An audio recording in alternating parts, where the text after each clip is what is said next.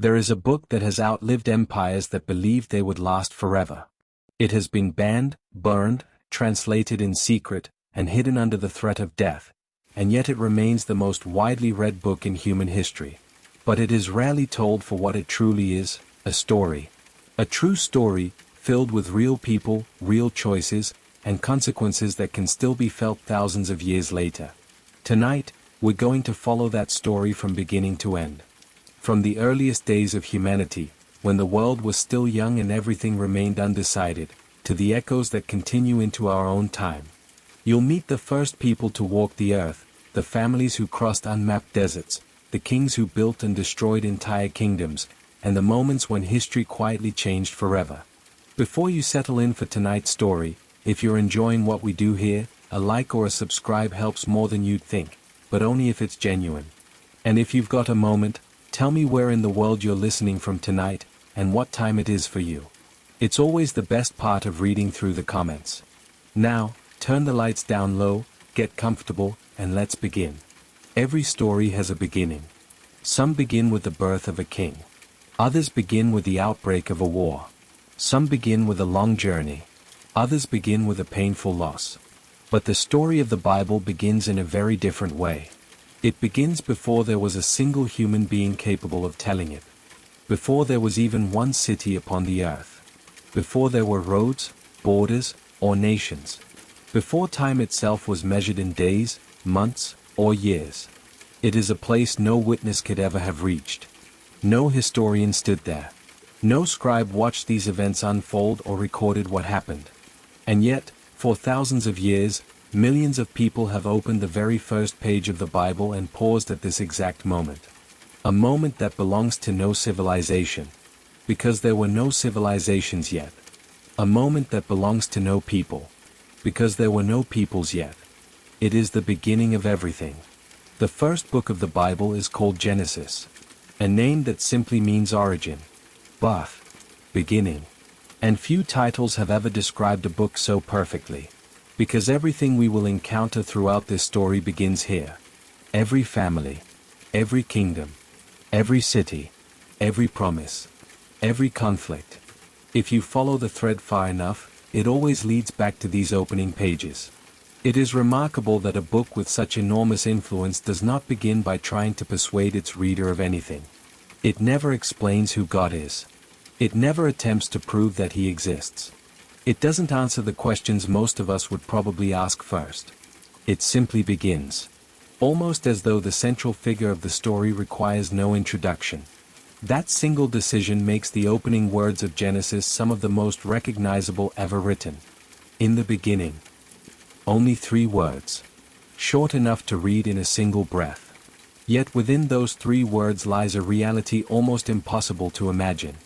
Because when that beginning arrives, the world as we know it does not yet exist. There are no oceans crashing against distant shores. No mountains stretching toward the sky. There is no wind. No fire. No rain. No sunrise waiting beyond the horizon. No night settling gently over the earth. There is not even an earth. Everything we now take for granted has yet to begin. And it is precisely here that the Bible chooses to take its very first step. Not with an explanation. Not with a prologue. But with an action. An action that will shape everything that follows. In the beginning, there was no horizon waiting for the sun. No sky stretching overhead. No stars scattered across the darkness. There were no forests whispering in the wind. No rivers carving their way through valleys. No birds in the air. No fish beneath the water. There was no laughter. No footsteps. No heartbeat. The Bible describes the earth as formless and empty. A place without shape. Without order. Without life. Darkness covered everything. Not the darkness of a cloudy night.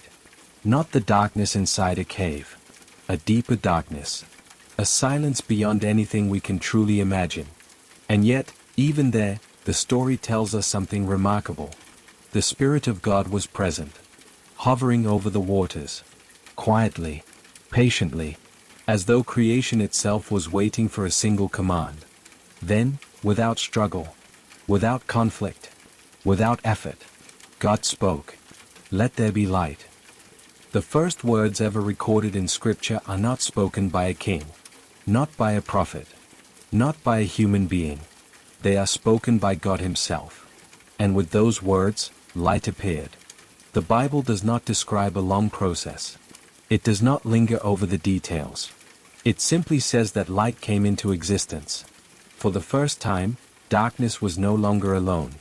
Imagine witnessing a moment like that. Not standing on the earth, because there was no earth as we know it. Not looking up into the sky, because there was no sky yet.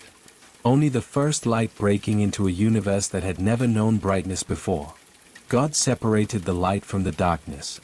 The light He called day. The darkness He called night. And with that simple distinction, time itself began to move forward. The Bible ends the account of that first day with a rhythm that will repeat again and again. And there was evening, and there was morning, the first day. The story has only just begun. On the second day, God created the expanse above. The heavens stretched outward. The waters below were separated from the waters above. For the first time, there was a sky. Not yet filled with birds. Not yet crossed by clouds. But waiting. Quietly waiting. Then came the third day. The waters gathered together. And dry land emerged. The first mountains. The first valleys. The first coastlines. Places that no human eye had ever seen. God called the dry land earth. And the gathered waters He called seas. Then, almost immediately, something extraordinary happened. The once empty ground began to change.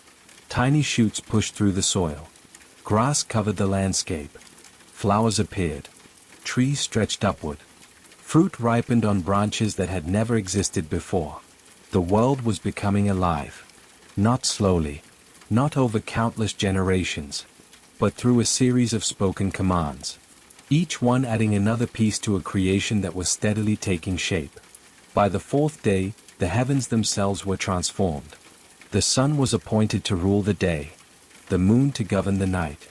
And across the vast darkness, countless stars appeared. The Bible mentions them almost in passing. As though something that fills us with wonder today was effortless for the one creating them. Imagine looking into that first night sky. Every constellation shining for the very first time. Every distant galaxy beginning its silent journey through space. No human being was there to admire it. No poet to write about it. Only the Creator looking upon His work. And seeing that it was good. On the fifth day, the silence of the world was broken. The seas, which until now had rested beneath an empty sky, suddenly filled with movement. Great creatures swam through the deep waters. Schools of fish flashed beneath the surface. Creatures of every size began to explore an ocean that had existed for only a few days. Above them, the sky was no longer empty. Birds spread their wings for the very first time. Some soared high above the earth. Others glided low across rivers and lakes. The air itself had become alive. For the first time, the world echoed with sound. The beating of wings. The splash of water. The calls of creatures that had never existed before. And once again, the Bible repeats the same quiet refrain. God saw that it was good. Then came the sixth day. The earth, already covered with trees and fields, welcomed new life once more. Animals began to roam across the land. Gentle creatures grazing on open plains. Wild beasts moving through forests. Small creatures hidden among the grass. Everything found its place. The world was no longer empty. It was filled with life. Yet something was still missing. The earth was beautiful. But there was no one to admire it. The rivers flowed. But no one paused beside them. The stars shone brilliantly each night. But no eyes looked upward in wonder. Creation was complete. But there was no one to know its creator. Then, the story slows. For the first time since creation began, the words become more personal. More deliberate. The Bible says, "Let us make mankind in our image, after our likeness." Unlike everything that had come before, humanity would not simply be another living creature. Men and women would carry something unique. The image of God. What exactly those words mean has been discussed for thousands of years. But within the story itself, one thing is immediately clear. Human beings are different. Not because they are stronger than every animal. Not because they are faster, or larger, or more powerful, but because they are given something no other creature receives. Responsibility, purpose, relationship. The first man is formed from the dust of the ground. It is an image both humble and deeply moving. Not carved from gold. Not fashioned from precious stone. But from the very earth beneath his feet. Then God breathes into him. And the man becomes alive. The first breath. The first heartbeat. The first human eyes opening to a world that had been carefully prepared before he ever arrived. Imagine what that first moment must have been like. The first thing Adam ever saw was the face of his Creator. There was no fear, no shame, no uncertainty, only life. The man was placed in a garden unlike anything the world has ever known. A place called Eden. The name itself suggests delight, abundance. A place where everything necessary for life had already been provided. Rivers flowed through the garden. Trees offered fruit in every direction. There was beauty without decay. Work without exhaustion. Peace without conflict. Adam was given a purpose. He was to tend the garden. To care for it. To cultivate it. From the very beginning, work was not presented as a punishment. It was part of humanity's original calling. To care for creation. To live within it. To enjoy it. But even in a world untouched by suffering, God observed something that was not good. For the first time in Genesis, those words appear. It is not good for the man to be alone. Until now, everything had been described as good. Light, the seas, the land, the stars, the animals. Again and again, the same phrase had been repeated. But now, something was incomplete. Not because creation had failed, but because humanity was never intended to exist in isolation. And so, the next chapter of the story begins quietly. Not with another command spoken into the universe, but with the creation of another person. Someone who would forever change the course of human history. God caused a deep sleep to fall upon Adam. Not an ordinary sleep. The kind of deep, peaceful rest in which a person is completely unaware of the world around them. While Adam slept, God took one of his ribs. Then, with the same care that had shaped the first man from the dust of the earth, he formed a woman. The story slows once again. There are no grand speeches. No dramatic displays of power. Only a quiet act of creation. When Adam awoke, he saw another human face for the very first time. Until that moment, every living creature had been different from him. The animals filled the garden with life. But none could truly share his thoughts. None could walk beside him as an equal. Now, standing before him, was someone who did. The Bible records Adam's first recorded words. Not as a command. Not as a question. But almost as a poem. This is now bone of my bones and flesh of my flesh. It is a simple expression. Yet it carries the joy of someone who realizes he is no longer alone. The woman would later be called Eve, because she would become the mother of all living. Together, Adam and Eve lived in the Garden of Eden. It is difficult to imagine a place like it. There was no sickness, no grief, no aging, no fear of tomorrow. The ground provided everything they needed. The animals lived peacefully around them. Nothing had yet been broken. They walked with God in the garden. The story describes these moments with remarkable simplicity, as though such closeness between the Creator and humanity was the most natural thing in the world. There was only one command, one boundary.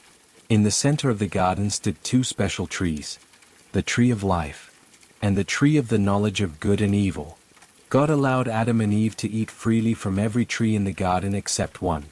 The command itself was uncomplicated.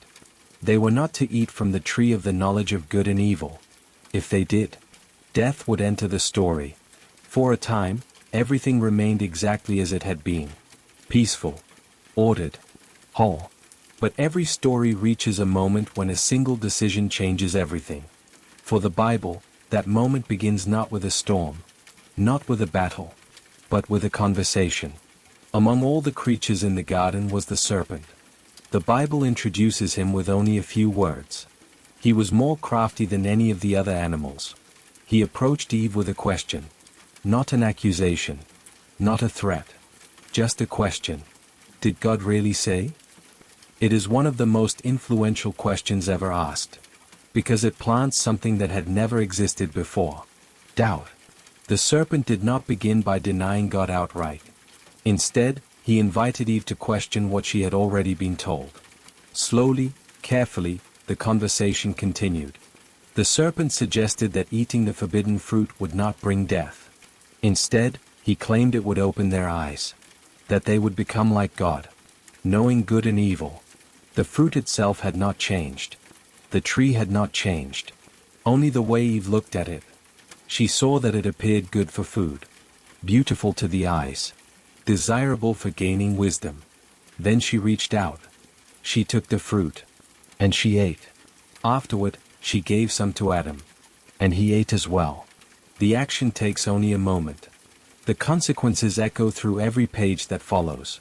Immediately, something changed. Not in the garden. Not in the trees. Not in the rivers.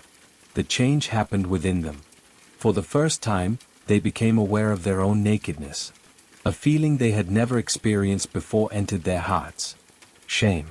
They quickly gathered leaves. Sewed them together. And tried to cover themselves. Soon afterward, they heard the sound of God walking through the garden. Once, that sound had brought peace. Now, it brought fear. Instead of running toward him, they hid. They hid among the trees. Just a few moments earlier, the garden had been a place of complete peace. Now it had become a place of hiding. The trees that once offered shade and beauty had become a shelter for fear. Then God called out. Not because he did not know where they were, but because the question itself mattered. Where are you? It is one of the most quietly powerful moments in the entire Bible. The creator of the universe asks the first human beings where they are. Not to gain information, but to invite them to step out of the place where fear had driven them. Adam answered from his hiding place. I heard you in the garden, and I was afraid because I was naked, so I hid. Fear. For the first time, that word entered the human story. Until now, Adam had known only trust. Now he knew what it meant to be afraid.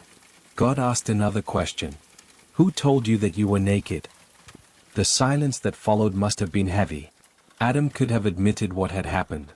Instead, he shifted the blame. The woman you gave to be with me. She gave me the fruit, and I ate. Then God turned to Eve. She answered in much the same way. The serpent deceived me, and I ate. No one denied what had happened. But no one accepted full responsibility for it either. Already, something deeper than disobedience had taken root. Trust had begun to unravel. The harmony that had defined the garden was slowly giving way to division. God spoke first to the serpent. Then to Eve. Then to Adam. The words were not merely punishments. They described a world that had fundamentally changed. Pain would now become part of human life. The ground would no longer yield its harvest effortlessly.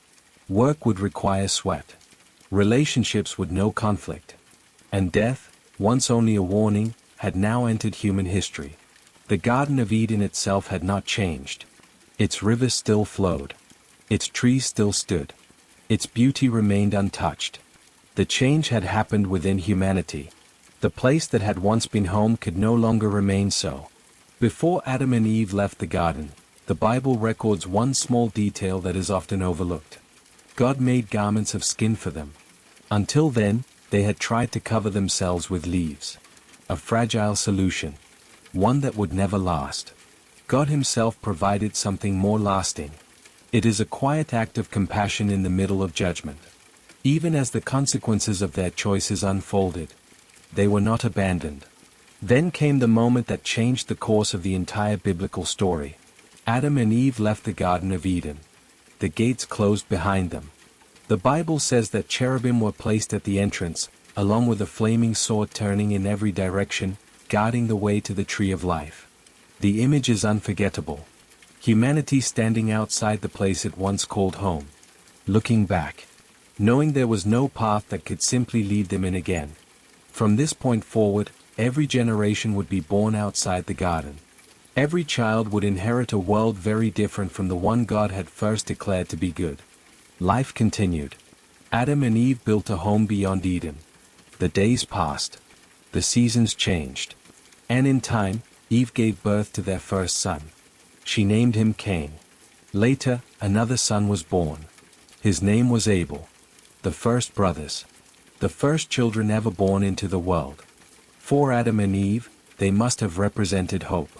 A new beginning after unimaginable loss. Perhaps they believed the hardest part of their story was now behind them. But the Bible has a way of reminding us that the consequences of one generation often become the struggles of the next. And the first family in human history was about to experience the first tragedy in human history. Cain and Abel grew up in a world their parents could still remember differently. Adam and Eve had known life inside the garden. Their sons never would. For Cain and Abel, hardship was simply part of existence. The ground demanded labor.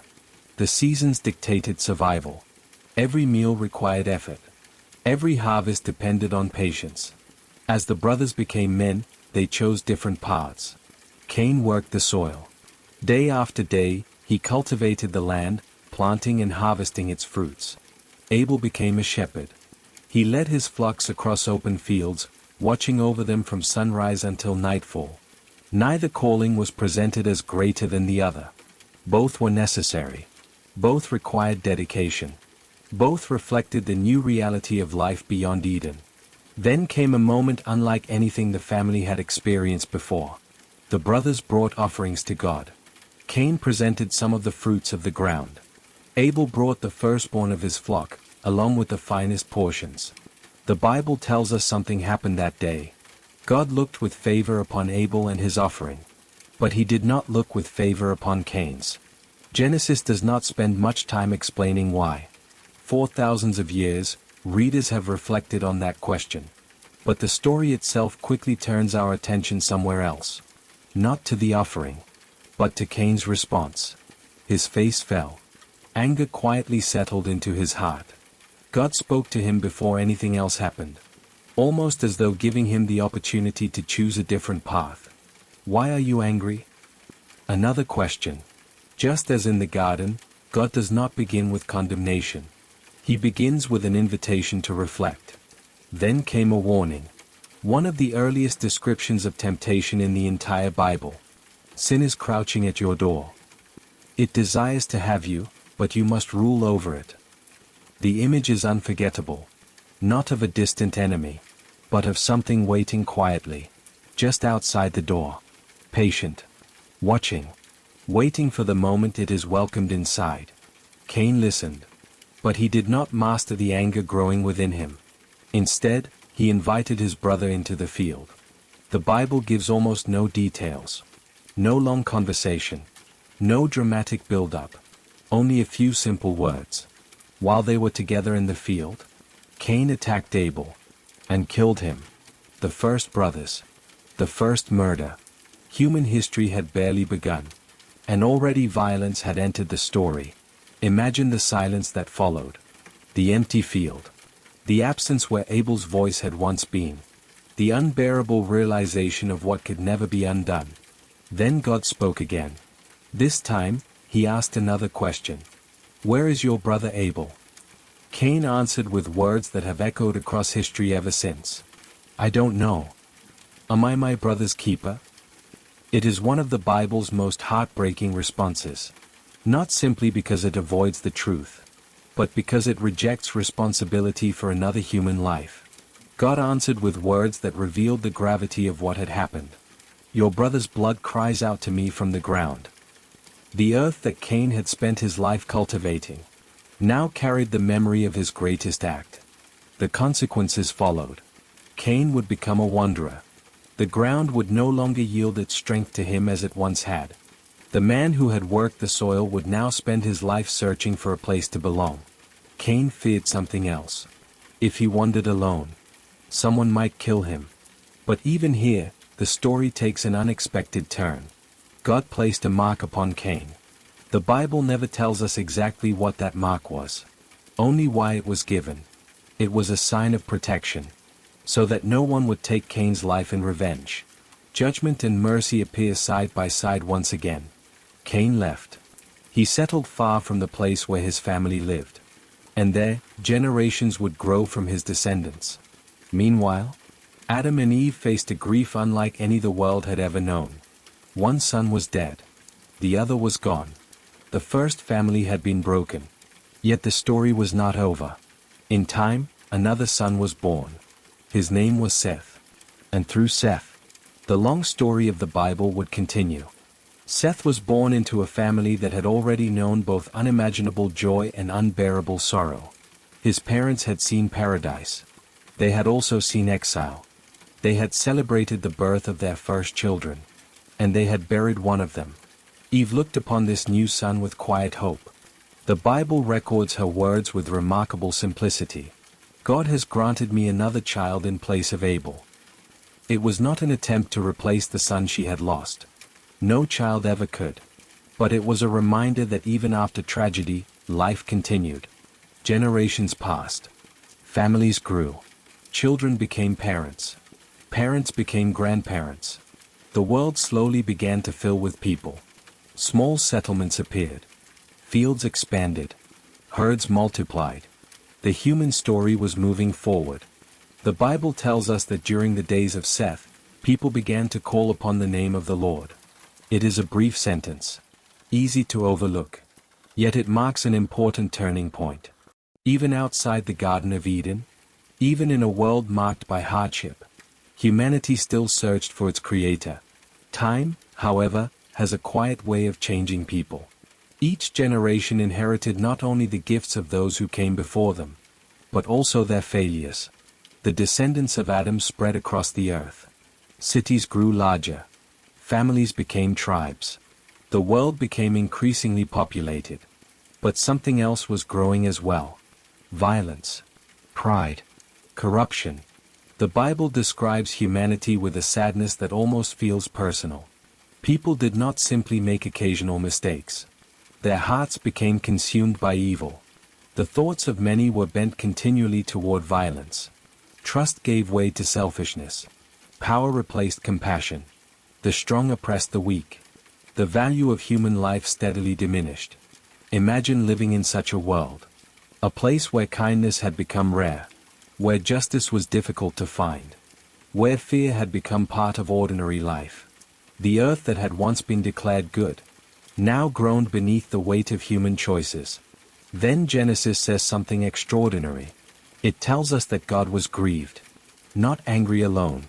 Not distant. But grieved. The language is deeply human. It reveals a Creator who is not indifferent to what humanity has become.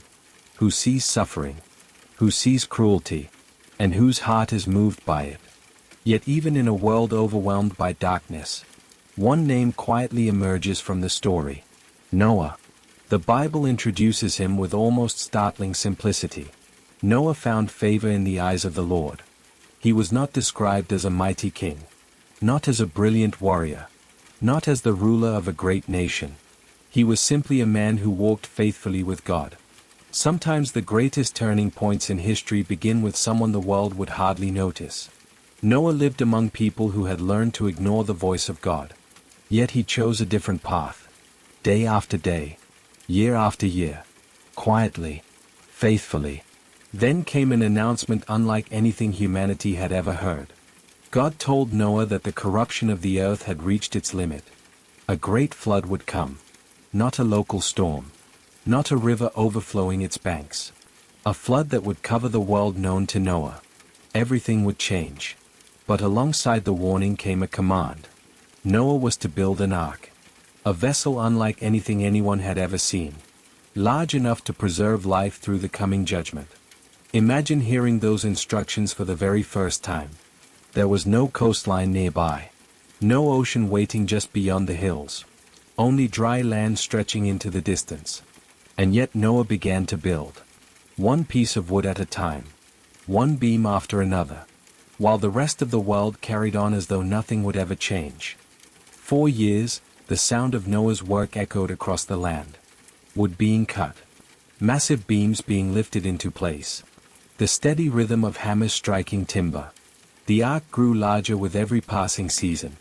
It was unlike anything the world had ever seen. Not a small fishing boat. Not a simple raft. But an enormous vessel, built on dry ground. People must have stopped to watch. Children may have pointed at it in curiosity. Travelers surely wondered what it was for. Some likely laughed. Others shook their heads. The Bible never records those conversations. It doesn't need to. Human nature has changed very little. It is easy to imagine the questions. Why build such a thing here? What flood? What danger? Life seemed perfectly ordinary. The sun still rose every morning. Families still planted their crops. Merchants still traveled from one settlement to another. Nothing suggested that the world was about to change forever. But Noah kept building. Not for days. Not for weeks. For years. Perhaps for decades. Every plank he placed was an act of faith. Every beam declared that he believed a warning no one else could yet see. Eventually, the ark was finished. Then God gave Noah another command. He was to enter the ark with his family, his wife, his 3 sons, Shem, Ham, and Japheth, along with their wives. Together, 8 people would step into a future no one else believed was coming. Then came another remarkable moment. Animals began to arrive. The Bible simply says they came. Pairs of every kind. Creatures from the fields. From the forests. From the mountains. Birds from the sky. Animals great and small. Imagine watching them approach. Not driven by human hands. Not gathered through endless searching. But arriving, one after another, as though guided by an unseen call. The ark, once empty, slowly filled with life. The sounds inside must have been extraordinary. The calls of birds. The footsteps of larger animals. The rustling of countless creatures settling into their places. Outside, the world continued as always. People married. Children played. Fields were harvested. No one imagined that history stood on the edge of an irreversible moment. Then the Bible records one short sentence. A sentence so brief that it is easy to miss. Then the Lord shut him in. Not Noah. The Lord. The great door of the ark closed. And silence followed. For a while, nothing happened. Imagine sitting inside that enormous wooden vessel. Listening. Waiting. Wondering how long it would be. Then, at last, the rain began. At first, perhaps only a few drops. The kind of rain no one would think twice about. But it did not stop. The clouds grew darker. The rain became heavier. Day turned into night beneath the endless storm. Water poured from the heavens.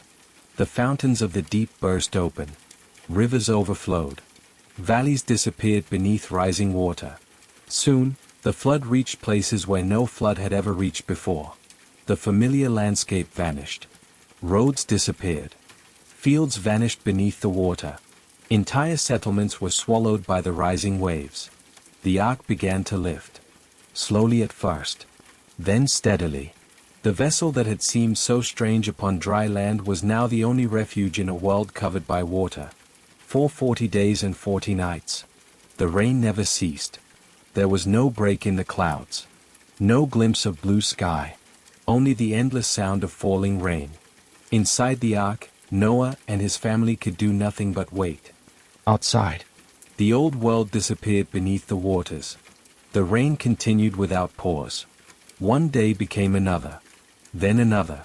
Soon, there was no way to tell where the rivers had once flowed. No trace of the roads remained. No hills broke the surface. Even the tallest mountains slowly disappeared beneath the rising waters. The Bible says the floodwaters covered everything. Every familiar landmark vanished. The world Noah had known since childhood was gone. Inside the ark, life settled into a quiet rhythm. The animals had to be fed. Water had to be gathered.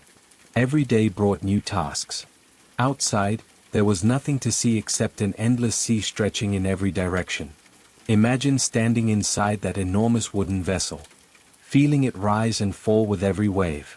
Hearing the constant sound of water striking the walls. Wondering how long this journey would last. There was nowhere to go. Nothing to do but wait. Days turned into weeks. Weeks became months. Eventually, the rain stopped. For the first time in what must have felt like forever, silence returned. But silence did not mean the flood was over. The waters still covered the earth. The ark continued to drift. Then Genesis records another beautiful sentence. But God remembered Noah. It does not mean that God had forgotten him. Rather, it marks the moment when the story begins to change. The wind began to blow. Slowly, almost imperceptibly, the waters started to recede. The great flood that had transformed the world was beginning to withdraw. Little by little, the ark came to rest. Not beside a river. Not along a shoreline. But upon the mountains of Ararat. Still, Noah waited. The ground was not yet ready. Patience remained part of the journey. After some time, Noah opened a window in the ark. The first fresh air in many months entered the vessel. He released a raven. The bird flew back and forth over the waters. But it gave no clear sign that dry land had appeared. Later, Noah sent out a dove. The gentle bird searched for a place to rest. Finding none, it returned to the ark. Noah reached out his hand, lifted the dove gently, and brought it safely back inside. Another week passed. Again, he released the dove. This time, it returned carrying something remarkable. A freshly plucked olive leaf. Such a small thing. Just a single leaf. Yet it carried enormous meaning. Somewhere beyond the endless water, trees were alive again. The earth was beginning to breathe once more. Noah waited another 7 days. Then he released the dove for a third time. This time, it did not return. The skies had become its home again. The earth was ready. When Noah finally stepped outside the ark, he entered a world unlike the one he had left behind. The air must have smelled different. The silence must have felt deeper. There were no villages nearby. No crowds. No familiar landmarks. Only a renewed earth waiting to be inhabited once more. The very first thing Noah did was not build a house. Not plant a field. Not search for food. He built an altar. It was an act of gratitude. A quiet acknowledgement that life itself had been preserved. Then the Bible describes one of its most comforting images. A rainbow appeared across the sky. Not simply as a beautiful display of color, but as a covenant. A promise. God declared that never again would a flood destroy the whole earth in the same way. From that moment forward, whenever rain filled the sky and sunlight broke through the clouds, the rainbow would stand as a reminder. Not of destruction, but of mercy. Not of judgment, but of hope after the storm. Noah and his family began again. Once more, fields were planted. Homes were built. Children were born. The world slowly filled with people. History, which had almost come to an end, was quietly beginning again. But as the generations multiplied, humanity would soon discover that a new beginning does not erase the deepest struggles of the human heart. After the flood, the earth felt almost empty once again. The silence that had followed the storm slowly gave way to ordinary life. Children were born. Families grew. Fields turned green. Animals multiplied across the land. Little by little, the memory of the flood became something that belonged only to those who had lived through it. Noah's sons became the fathers of new generations. Their children spread across the valleys and plains. Settlements appeared where, not long before, there had been only open wilderness. Humanity was beginning again. But beginning again did not mean beginning differently. The same hopes remained. The same fears. The same weaknesses. The same desire to shape the future with human hands alone. As the population increased, people continued moving eastward. Eventually they reached a broad plain in the land of Shinar. It was fertile. Wide. Easy to settle. For the first time since the flood, large communities began to form once more. The Bible pauses to mention an interesting detail. Until then, everyone spoke the same language. Every family. Every traveler. Every child. There were no misunderstandings caused by different words. No need for translators. The entire human race shared one voice. At first, That might sound like the perfect foundation for peace. But unity, by itself, does not always lead to wisdom. Sometimes, it simply allows people to pursue the same mistake together. The people of Shinar looked around at the growing city. Then someone proposed an ambitious idea. They would not simply build homes. They would build a city unlike any before it. And at its center, a tower.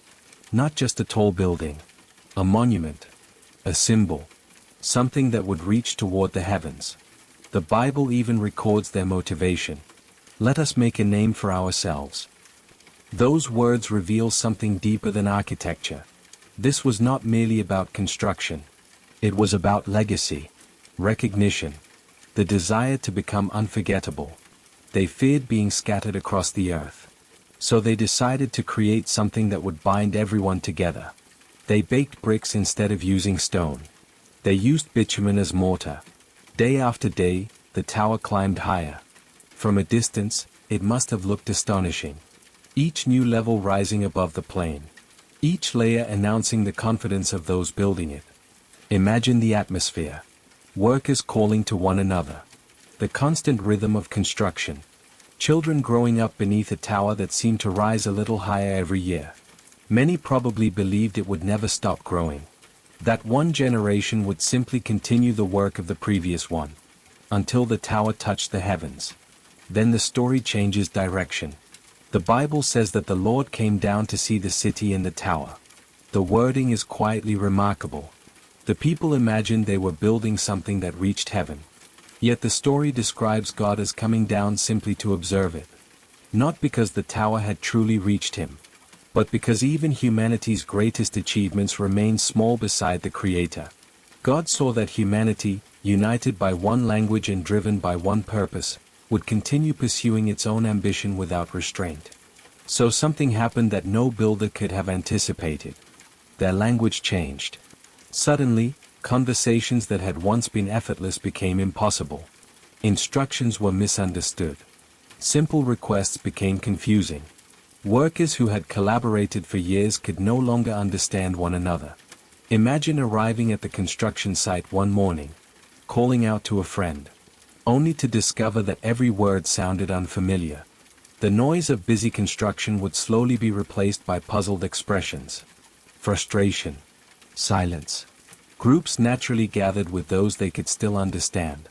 And before long, they began leaving. Some traveled north. Others south. Some crossed rivers. Others climbed mountains. The great project came to an end. Not because the bricks failed.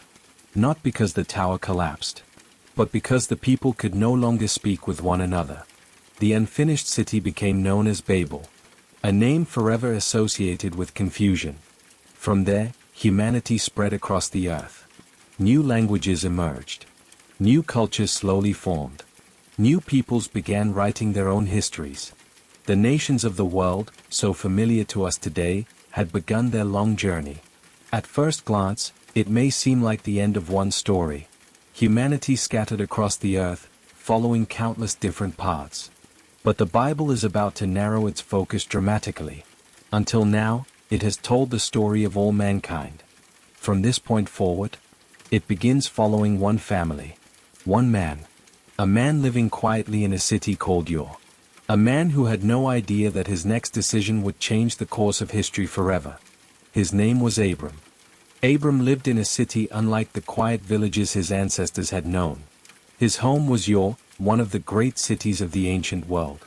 Its streets were busy. Merchants traveled in and out through its gates. Craftsmen shaped clay into pottery. Builders raised impressive structures that reflected the wealth of the city. To anyone looking from the outside, it was a place where a person could build a comfortable life. Abram already had a family. He had servants. Possessions. A future that seemed secure. There was little reason to leave. Then, without warning, the Bible introduces another turning point. God spoke to Abram. Not through a king. Not through an army. Not through some great public event. Just a call. Personal. Direct. Quiet.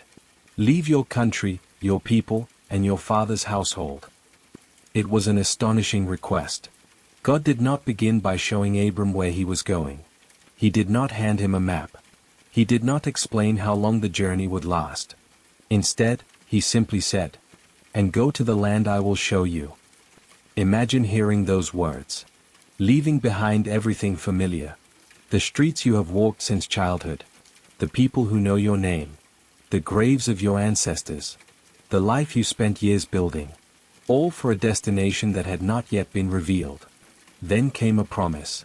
One that would echo throughout the entire Bible.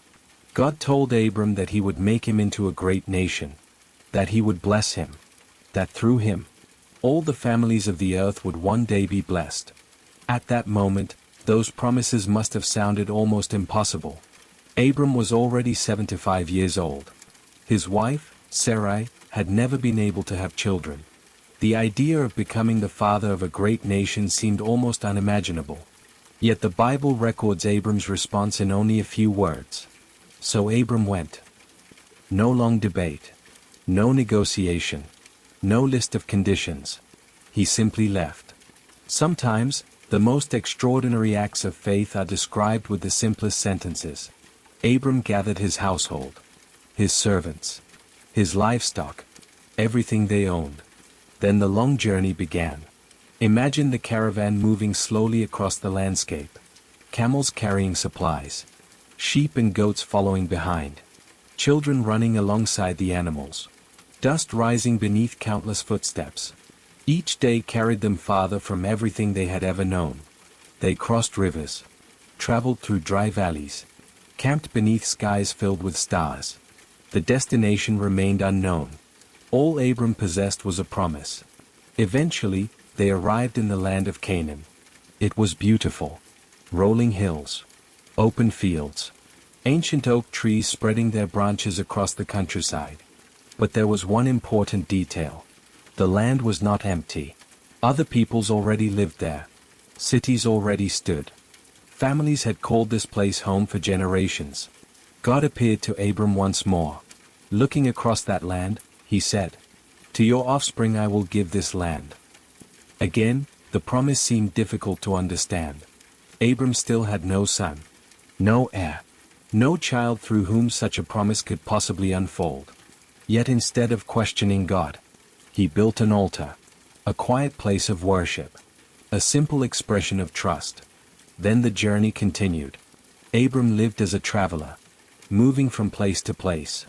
Pitching tents instead of building permanent homes. He owned no kingdom. No palace. Only the confidence that somehow, in ways he could not yet see, God would remain faithful to his promise. Years passed. The promise remained. But still, there was no child. And with every passing season, the question became a little harder to ignore.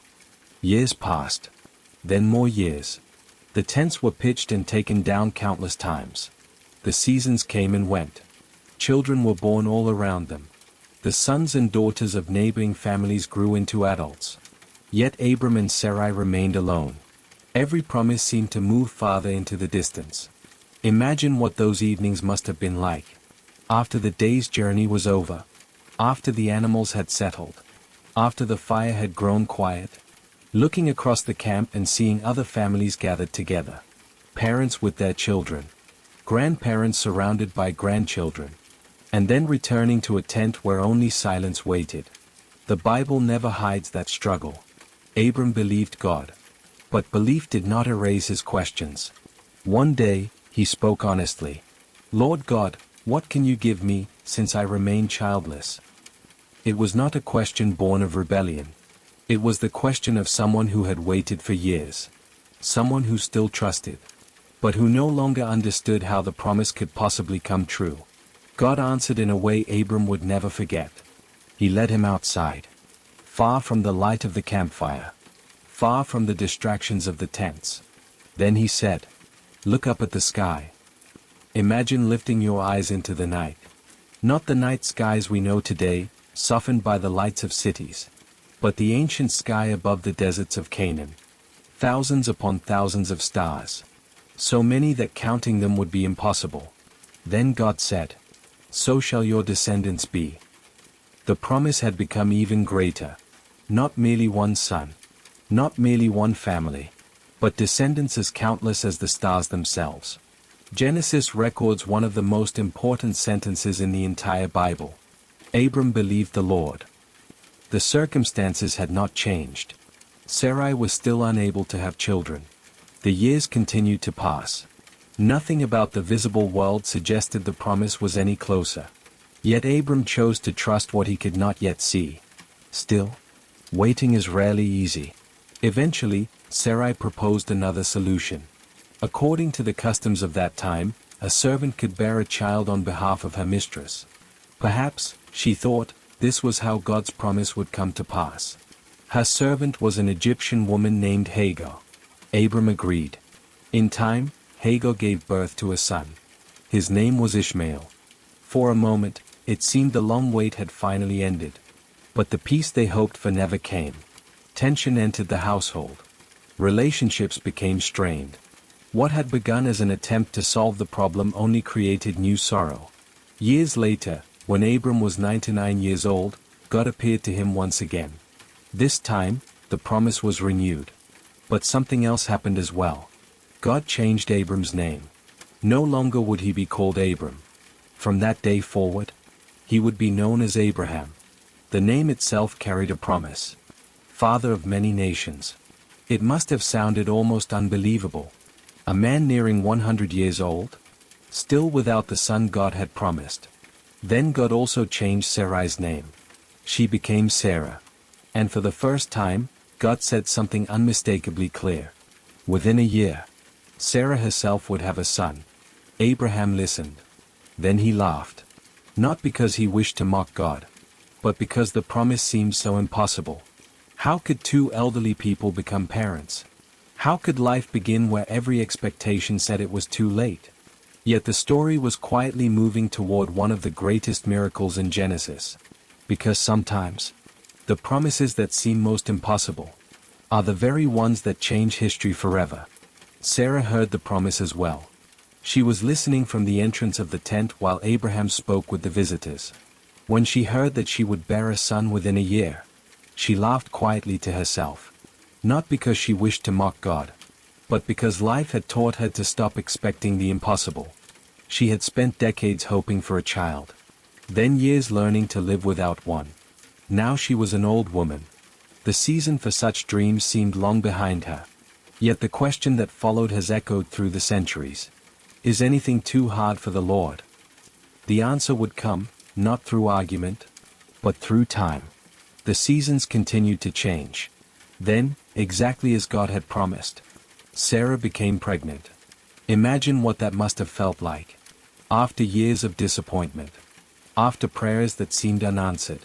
After learning to accept a future they never wanted. Hope quietly returned. When the child was finally born, Abraham was 100 years old. Sarah was 90. They named their son Isaac. A name that means he laughs. It was a beautiful reminder. The laughter that had once come from disbelief had become laughter filled with joy. The impossible child had arrived. The long-awaited promise finally had a name. Isaac grew surrounded by the love of two parents who understood just how precious he was. Every birthday must have reminded them that they had once believed this day would never come. Every smile, every step, every word. A gift they never expected to receive. Years passed peacefully. Then the story took a turn that has challenged readers for thousands of years. One day, God spoke to Abraham again. But this time, the command was unlike any that had come before. Take your son. The words unfold slowly, almost painfully. Your only son, whom you love. There could be no misunderstanding. God was speaking about Isaac, the child of the promise, the miracle they had waited a lifetime to receive. Then came the command. Go to the land of Moriah. Offer him there as a burnt offering on one of the mountains I will show you. Imagine the silence that followed. The Bible does not tell us what Abraham felt that night. It does not describe his thoughts. It does not tell us whether he slept. It simply records what happened next. Early the following morning, Abraham rose. He saddled his donkey, prepared the wood, called for two servants, and Isaac walked beside him. Together, they began the journey. 3 days. 3 long days of walking. Across hills and valleys. With every step, Abraham carried a burden no one else could see. Isaac walked beside his father, unaware of what lay ahead. The servants followed quietly. The wood rested on the animals. Nothing about the journey would have appeared unusual to an outside observer. But everything had changed. On the 3rd day, Abraham saw the mountain in the distance. He turned to the servants. "Stay here with the donkey. The boy and I will go over there and worship. Then we will come back to you." Isaac carried the wood on his shoulders. Abraham carried the fire and the knife. Together, father and son climbed the mountain. Then came one of the most moving conversations in Genesis. Isaac looked at his father and said, "Father?" Abraham answered, "Here I am, my son." Isaac looked around. "The fire and the wood are here. But where is the lamb for the offering?" For a moment, everything became still. Abraham answered with quiet faith, "God himself will provide the lamb." Then they continued walking. Together. Neither of them knowing that the next few moments would become one of the defining scenes in the entire biblical story. Abraham stopped. The question hung in the quiet air between them. Isaac had noticed what anyone would have noticed. The wood was there. The fire was there. Everything needed for the sacrifice had been carefully prepared. Everything. Except the lamb. Abraham looked at his son. The child he had waited a lifetime to hold. The child through whom every promise seemed destined to unfold. Then he answered with words that carried far more hope than certainty. "God himself will provide the lamb for the offering, my son." The Bible adds only 4 simple words. And the two of them went on together. There is something deeply moving about that sentence. Father and son. Walking side by side. Neither pulling away. Neither turning back. Only continuing forward, one step at a time. When they reached the place God had shown Abraham, he began to build an altar. Stone by stone. Carefully. Deliberately. Then he arranged the wood. The mountain was quiet. No crowds. No witnesses. Only the sound of the wind passing over the hills. At some point, Isaac understood. The Bible never tells us exactly when. Perhaps as the altar was finished. Perhaps when no animal appeared. Perhaps when his father looked at him with tears he could no longer hide. The story gives us no struggle. No attempt to escape. It simply says that Abraham bound Isaac. Then placed him upon the wood. It is one of the most silent moments in all of Scripture. Imagine Abraham standing there. The knife trembling in his hand. Every promise. Every memory. Every hope. Resting upon that altar. Then, just as he reached out his hand, a voice broke the silence. "Abraham! Abraham!" He answered immediately, "Here I am." The voice said, "Do not lay a hand on the boy. Do not do anything to him. Now I know that you fear God, because you have not withheld your son, your only son, from me." Everything stopped. The unbearable weight of the moment disappeared as suddenly as it had arrived. Abraham looked up. Caught in a nearby thicket was a ram. Its horns tangled among the branches.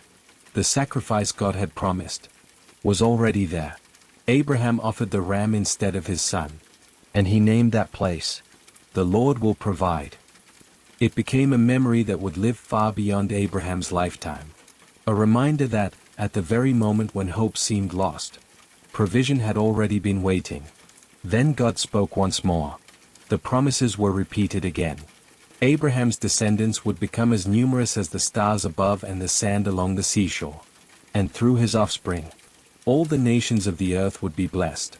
Father and son descended the mountain together. The journey home must have felt very different from the climb. Neither man would ever forget what had happened there. Years continued to pass. Isaac grew into adulthood.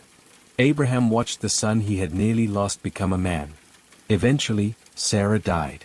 After decades beside Abraham, after seeing the impossible become reality, she was laid to rest in the land God had promised to their family. It was the first piece of that promised land Abraham would ever truly own. Not a palace, not a kingdom, but a burial place.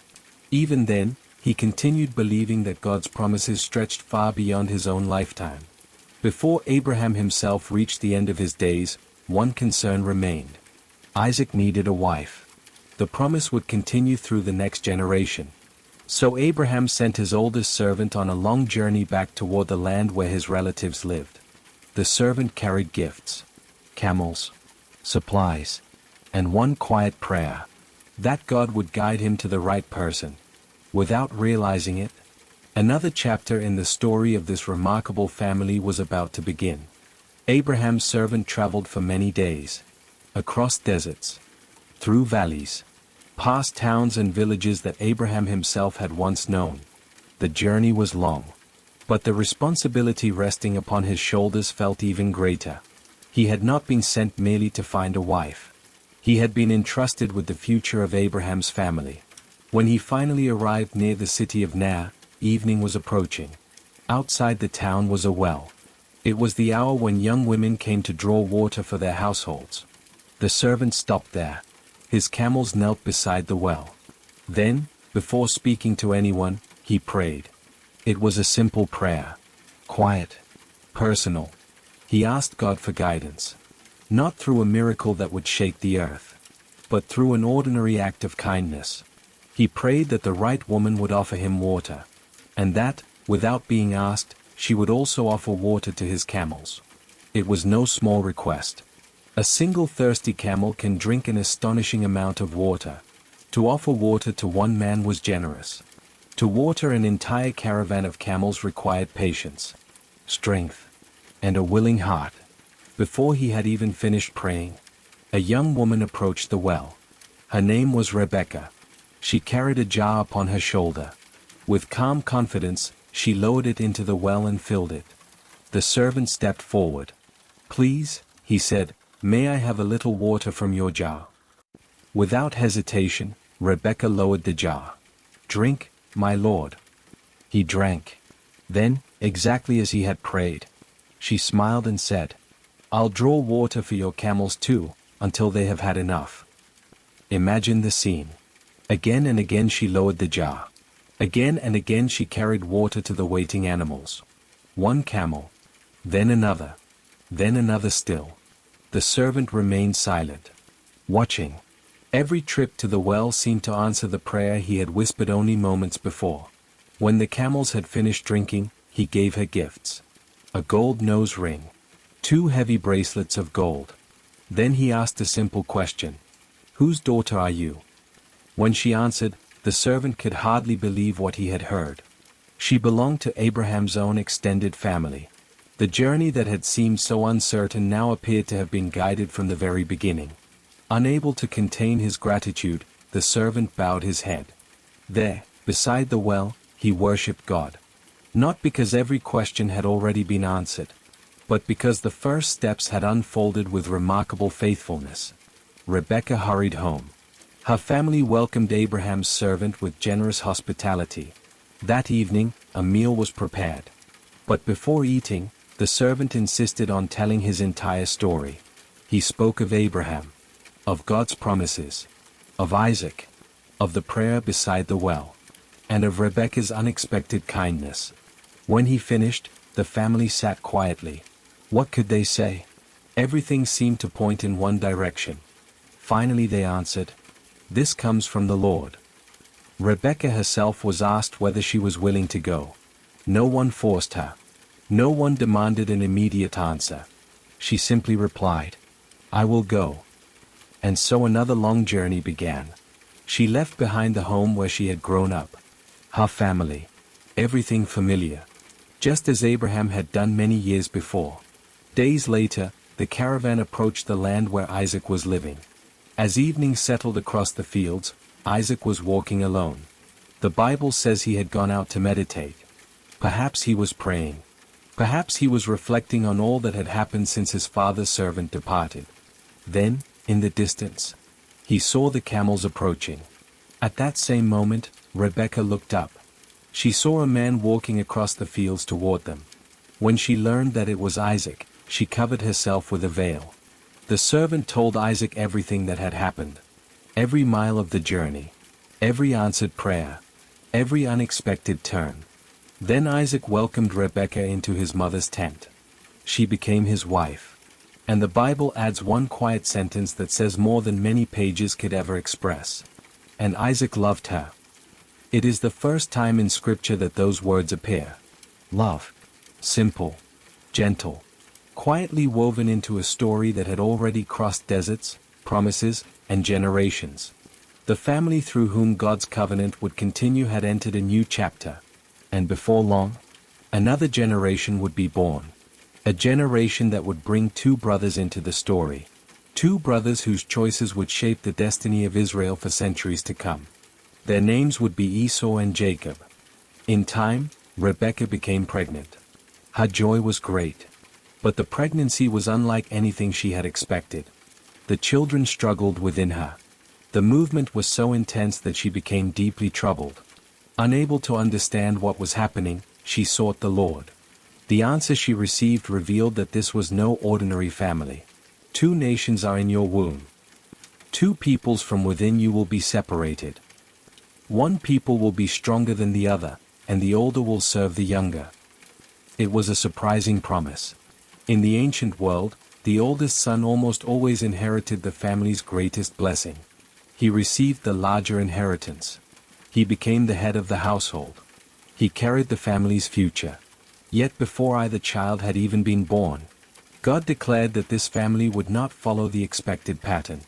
When the day of birth arrived, the first child emerged covered with reddish hair. They named him Esau. Moments later, another tiny hand appeared. It was grasping Esau's heel. The second child seemed unwilling to let his brother go. His name became Jacob. The image stayed with the family. Two brothers entering the world already connected. Already struggling. Already moving toward very different futures. As they grew older, their personalities became impossible to confuse. Esau loved the open country. He became a skilled hunter. Strong. Adventurous. Comfortable in the wilderness. Jacob was different. He preferred the quiet life among the tents. He observed. He listened. He thought before acting. The Bible does not present one brother as entirely good and the other as entirely bad. Instead, it allows us to see two very human personalities. Each with strengths. Each with weaknesses. Isaac developed a special affection for Esau. Perhaps because Esau often brought home game from his hunts. Rebekah, however, grew especially close to Jacob. The family slowly divided. Not through open conflict at first, but through quiet preferences. Small differences that, over many years, became much larger. One ordinary day, Esau returned from the fields exhausted. Jacob happened to be preparing a stew. The smell filled the camp. Warm. Rich. Comforting. Esau approached his brother. "I'm starving," he said. "Give me some of that stew." Jacob looked at him. Then made an unexpected proposal. "First, sell me your birthright." It seems almost unbelievable.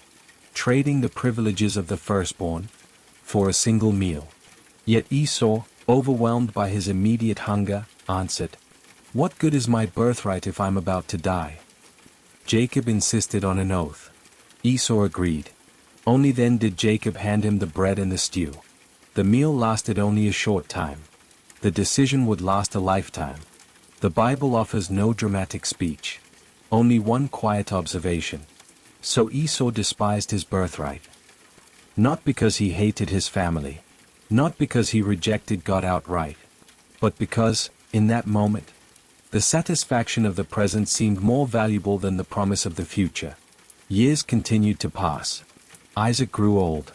His eyesight gradually failed. The once strong patriarch could no longer see clearly. Realizing that his life was drawing toward its close, he called for Esau. "My son." Esau came immediately. Isaac asked him to hunt game and prepare the meal he loved.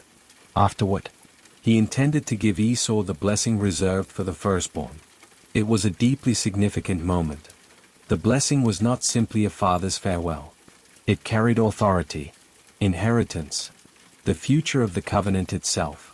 But someone else overheard the conversation. Rebekah. She remembered the words spoken before the twins were born. She believed Jacob was meant to receive the blessing. So she devised a plan. While Esau hunted, she prepared food herself. Then she dressed Jacob in Esau's finest clothing. Because Esau's arms were covered with thick hair, she wrapped Jacob's hands and neck with goatskins. The disguise was simple. Yet Isaac's blindness made it possible. Jacob entered his father's tent. For a moment, everything depended upon a voice. Isaac hesitated. The voice is Jacob's voice. He reached out. His hands touched the goatskins. But the hands are the hands of Esau. Still uncertain, Isaac asked again, "Are you really my son Esau?" Jacob answered, "I am." The blessing was spoken. Words of abundance, prosperity, leadership. The covenant passed from father to son. Only moments later, Esau returned from the hunt. And one of the most heartbreaking scenes in Genesis quietly began to unfold. Esau entered his father's tent carrying the meal he had prepared. The familiar aroma filled the room. He smiled as he approached the old man. "My father." Isaac answered, "Here I am. Who are you, my son?" The question must have seemed strange. "It is I," Esau replied, "your firstborn." Then everything changed. The Bible says that Isaac trembled violently. Not with age. Not from weakness. But with a shock that reached far deeper. "Who was it, then, that hunted game and brought it to me? I blessed him. And indeed, he will be blessed." Silence filled the tent. The truth settled over them with unbearable weight. Esau realized what had happened. The blessing had already been spoken. It could not simply be taken back. The words had left his father's lips. The inheritance of the covenant now rested upon Jacob. Esau cried out. It was not a quiet disappointment. The Bible describes it as a loud and bitter cry. One of the deepest expressions of grief found anywhere in Genesis. "Bless me too, my father." Imagine hearing those words. A grown man, strong enough to hunt across the wilderness, reduced to pleading like a child. Isaac's answer was filled with sorrow. "Your brother came deceitfully, and he has taken your blessing." Esau remembered something. The meaning of Jacob's name. "He has deceived me these 2 times, he said. "First he took my birthright. And now he has taken my blessing." He begged again. "Have you reserved no blessing for me?" Isaac did pronounce words over Esau. But they were not the blessing of the covenant. The future that had seemed certain only hours before had changed forever. From that day on, bitterness entered Esau's heart. He waited quietly while his father remained alive. But inwardly he made a decision. After Isaac's death, he would kill Jacob. Hatred, once planted, had begun to grow. Rebekah learned of Esau's intentions. Without delay, she called Jacob. "My son," she said, "your brother plans to kill you." There was only one solution.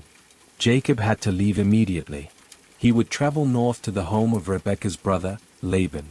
There he would remain until Esau's anger had faded. What was intended as a short separation would become decades. Jacob left home alone. No servants. No great caravan. No wealth. Only a walking staff in his hand. The man who had received the blessing now walked away from everything familiar. Imagine the loneliness of that journey. Each mile carried him farther from his parents. Farther from his brother. Farther from the fields where he had spent his childhood. Behind him lay a broken family. Ahead, only uncertainty. As evening approached one day, Jacob stopped to rest. There was no village nearby. No house. Only open ground beneath the vast sky. He found a stone. Placed it beneath his head as a pillow. And fell asleep. During that night, he dreamed. In the dream, he saw a stairway stretching between earth and heaven.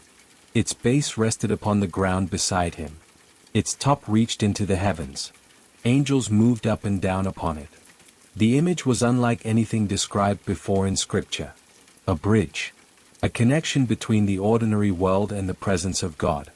Then, above the stairway, the Lord spoke. The promises first given to Abraham, then repeated to Isaac, were now spoken to Jacob.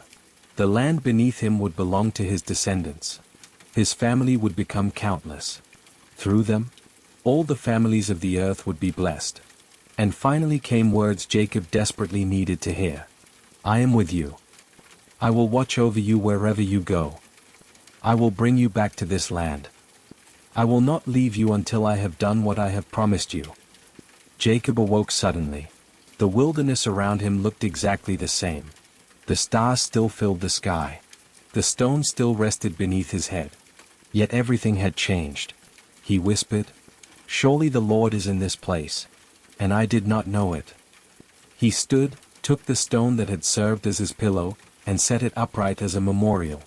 Then he poured oil over it. He named that place Bethel, the house of God. What had seemed like the loneliest night of his life had become the moment he discovered that he had never been truly alone. With renewed hope, Jacob continued his journey north. Waiting ahead was Laban, a growing family, years of unexpected hardship, and a single night beside a river that would leave Jacob with a new name, a name that would one day belong to an entire nation, Israel. Jacob traveled until he reached the land of the eastern peoples. The long journey that had begun in fear was finally coming to an end. As he approached the countryside, he noticed a well in the open fields. Several flocks of sheep rested nearby.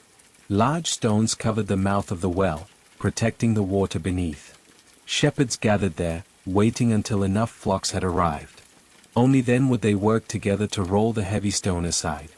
Jacob spoke with them. "Where are you from?" They answered, "We are from Haran." The name immediately caught his attention. This was the region where his uncle Laban lived. Then he asked, "Do you know Laban, the grandson of Nahor?" They smiled. "We know him. And look, here comes his daughter Rachel with the sheep." Jacob turned. Across the field, a young woman approached with her father's flock. The sheep moved calmly around her. The evening sun stretched long shadows across the ground. Without hesitation, Jacob stepped forward. He rolled the great stone away from the well by himself. Then he watered Rachel's sheep. Only afterward did he introduce himself. He explained that he was the son of Rebekah, her cousin. Rachel immediately ran home to tell her father. Laban hurried to meet him. He embraced Jacob, welcomed him warmly, and invited him into his household. For the first time in many weeks, Jacob had a home again. Days became weeks. Weeks became months. Jacob worked alongside Laban, tending the flocks. Eventually, Laban spoke. "You should not work for me without wages. What shall your payment be?" Jacob already knew the answer. He had fallen in love with Rachel. The Bible describes her simply. She was beautiful in form and appearance. Jacob answered, "I will work for you 7 years, in return for your younger daughter Rachel." Laban agreed. 7 years. It sounds like an extraordinary amount of time. Yet Genesis says something remarkable. The years seemed like only a few days to Jacob. Because of his love for her, every sunrise brought him one day closer. Every season marked another step toward the life he imagined. At last, the 7 years were complete. A great wedding feast was prepared. Family and friends gathered. The celebration lasted into the evening. But under the cover of night, Laban carried out a deception. Instead of Rachel, he brought Leah, his older daughter. By morning, Jacob discovered the truth. Imagine his disbelief. The man who had deceived his own father years earlier, now found himself deceived. He confronted Laban. "Why have you done this to me?" Laban answered with calm practicality.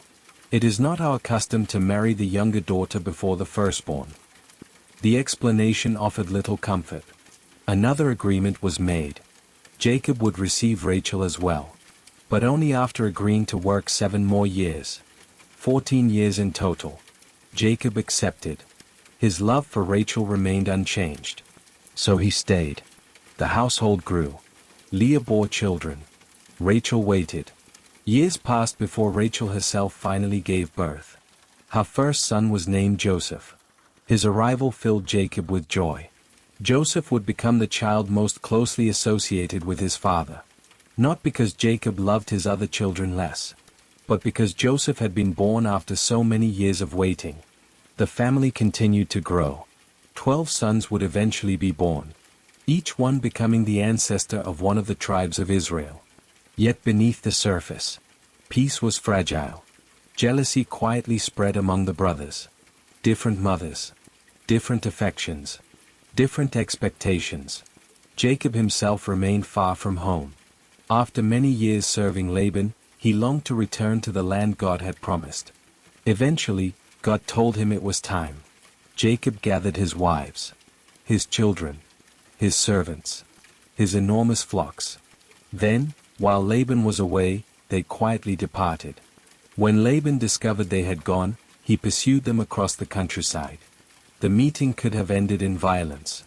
But instead, after difficult conversations, accusations, and explanations, the two men made peace. They built a heap of stones together. A visible reminder that neither would cross that boundary to harm the other. The long chapter of Jacob's life in Haran had come to an end.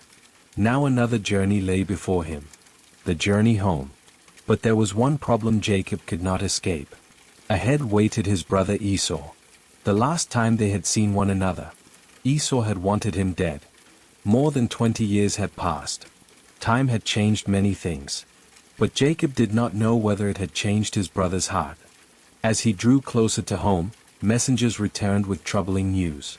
Esau was coming to meet him, and he was bringing 400 men. That night, fear returned with all the force Jacob thought he had left behind. He divided his family into separate groups. He prepared generous gifts. He prayed more honestly than perhaps ever before.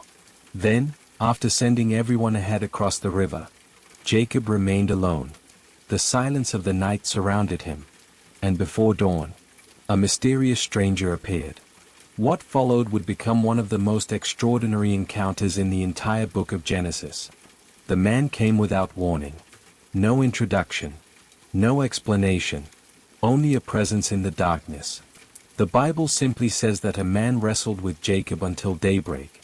Imagine the silence of the night interrupted by the sound of two figures struggling beside the river. No audience. No cheering crowd. Only dust. Heavy breathing. The steady current flowing nearby. Hour after hour, neither one gained the advantage. Jacob had spent much of his life struggling. With his brother before birth. For the birthright. For the blessing. With Laban. With uncertainty. Now all of those struggles seemed to gather into one mysterious encounter beneath the stars. As dawn approached, the stranger touched Jacob's hip. Only a touch. Yet immediately the joint was thrown out of place. The injury was severe. Jacob could no longer wrestle with the same strength. Still, he refused to let go. The stranger said, "Let me go, for it is daybreak." Jacob answered with words that revealed everything he had become. "I will not let you go unless you bless me." There was determination in those words. But there was also humility. The younger Jacob had once stolen a blessing through deception. Now, he asked for one openly. The stranger asked, "What is your name?" "Jacob," he replied. To answer with his own name was, in a way, to acknowledge his whole story. The mistakes. The fears. The years of running. Everything that had brought him to this lonely riverbank. Then came words that changed history. "Your name will no longer be Jacob. You shall be called Israel. Because you have struggled with God and with men, and have prevailed." A new name. A new identity.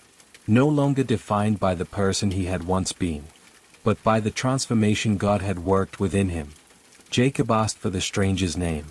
But instead of answering directly, the stranger blessed him there. When the encounter ended, Jacob gave the place a name. Peniel.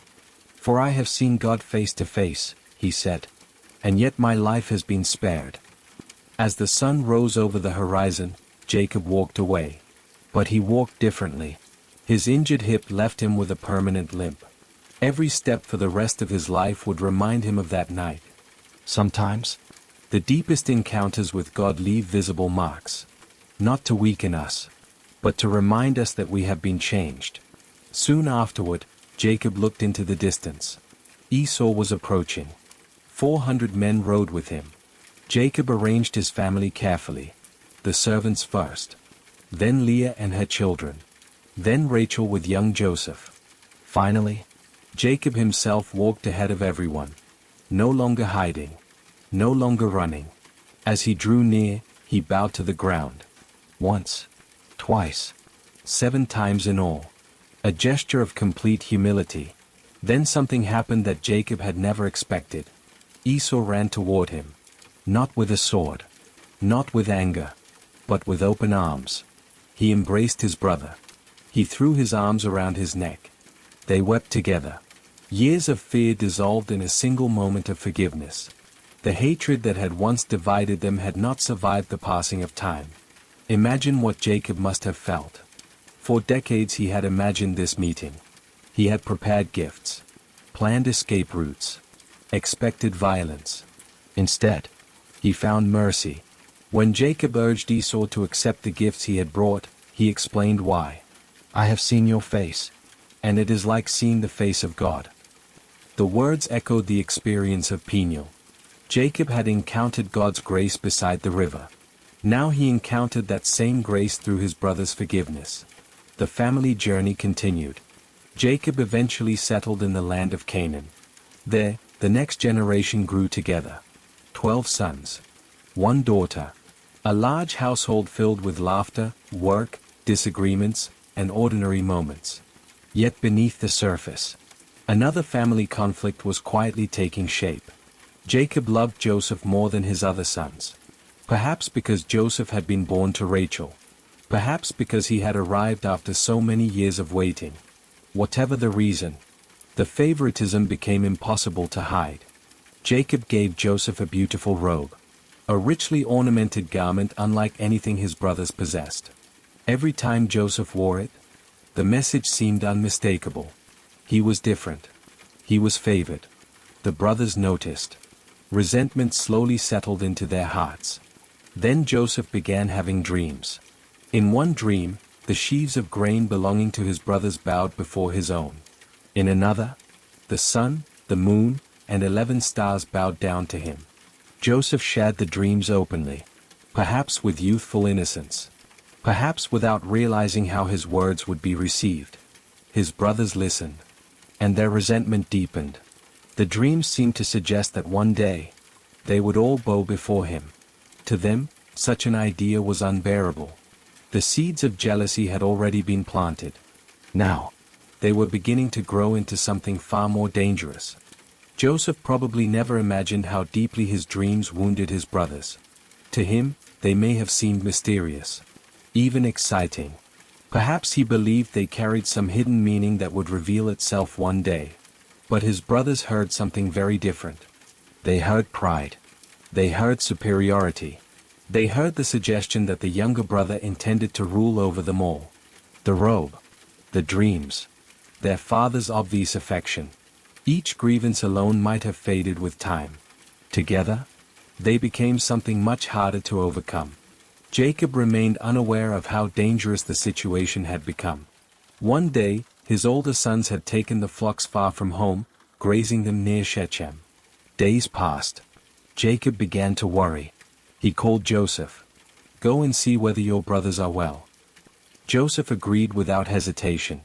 Imagine him setting out across the countryside, the colorful robe flowing behind him, walking alone toward brothers who no longer greeted him with warmth. He searched for them but could not find the flocks. A man met him wandering through the fields. They've moved on, the man explained. I heard them say they were going to Dothan. So Joseph continued. The journey grew longer. The distance between him and home increased with every step. Far ahead, his brothers spotted a lone figure approaching. Even from a distance, they recognized him. Before he reached them, their anger had already begun speaking. Here comes that dreamer. The words carried no affection, only bitterness. Then came a terrible proposal. Come now. Let's kill him. We'll throw him into one of these pits. And then we'll see what becomes of his dreams. Imagine how quickly resentment can become something darker when it is shared. One angry thought finds another. One harsh voice encourages the next. What might never have happened alone can suddenly seem reasonable in a group. One brother, however, could not accept the plan. Reuben. As the oldest, he felt responsible. Quietly, he persuaded them not to shed Joseph's blood. Instead, they threw him into an empty cistern. A deep pit carved into the earth. It held no water, only darkness. Reuben secretly intended to return later and rescue him. Joseph called out. The Bible does not record his exact words, but it tells us later that he pleaded for mercy. His brothers heard him and ignored him. Then comes one of the most chilling details in the story. After throwing Joseph into the pit, they sat down to eat. Imagine Joseph below them, his voice echoing upward, while above, the brothers shared a meal, as if nothing extraordinary had happened. During the meal, they noticed a caravan approaching. Merchants traveling from Gilead toward Egypt. Their camels carried spices, balm, myrrh, valuable goods bound for the markets along the Nile. Judah spoke. What do we gain if we kill our brother? Let's sell him instead.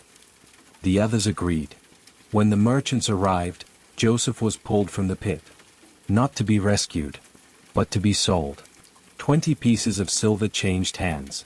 Just like that, a brother became a slave.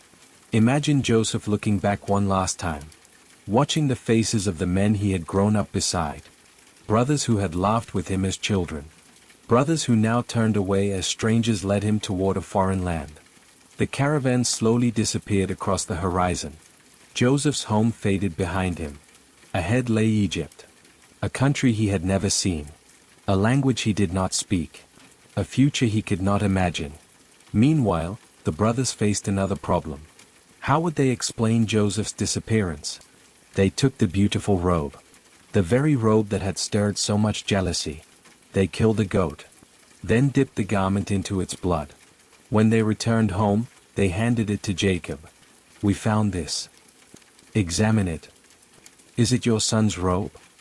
Jacob recognized it immediately. The sight shattered him. A wild animal has devoured him. Joseph has surely been torn to pieces. His grief was overwhelming. He tore his clothes, put on sackcloth, and mourned for many days. His children tried to comfort him, but he refused. I will go down to my grave mourning my son. The family carried a terrible secret. The brothers knew Joseph was alive. Jacob believed he was dead. Years of sorrow began with a single lie. Far away, the caravan finally reached Egypt. Joseph was sold once again.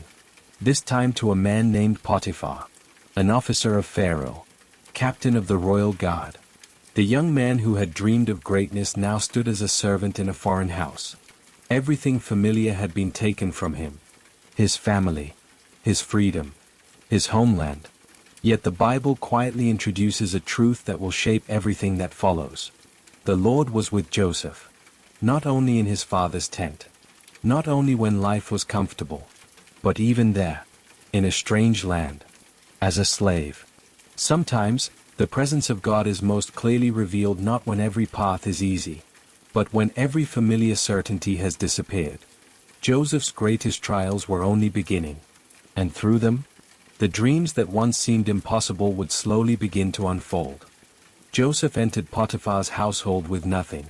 No possessions, no family, no influence, only the clothes he wore. Everything else had been left somewhere far beyond the desert, in the land of Canaan. He could easily have believed that his story was over, that the dreams of his youth had meant nothing, that God had forgotten him. Yet Genesis quietly repeats a sentence that changes the entire direction of the narrative. The Lord was with Joseph. It does not say that life suddenly became easy. It does not say that every problem disappeared. It simply says that God remained with him. Even there, Joseph worked faithfully. Whatever task was placed before him, he completed with care. His diligence soon became impossible to ignore. Potiphar watched the young Hebrew servant. Everything entrusted to Joseph seemed to flourish. The household prospered. The fields produced abundantly. The servants respected his leadership. Little by little, Potiphar gave Joseph greater responsibility. Eventually, he placed his entire household under Joseph's care. The Bible says that Potiphar no longer concerned himself with anything except the food he ate. Such trust was extraordinary. A slave had become the manager of one of Egypt's most important households. For a time, life seemed to be improving. But new trials often arrive when old ones have barely ended. Joseph was handsome, strong, young. Potiphar's wife began to notice him. At first, perhaps only a glance. Then conversations. Eventually, she spoke plainly. "Come to bed with me." Joseph refused. His answer revealed the kind of man he had become. "My master trusts me with everything. He has withheld nothing from me except you. How then could I do such a wicked thing and sin against God?" Notice the order of his reasoning. He respected Potiphar. But even beyond loyalty to his master, he recognized his responsibility before God. Day after day, she continued asking. Day after day, Joseph refused. Until one afternoon, the house became unusually quiet. The other servants were gone. Joseph entered only to complete his work. Potiphar's wife seized his cloak.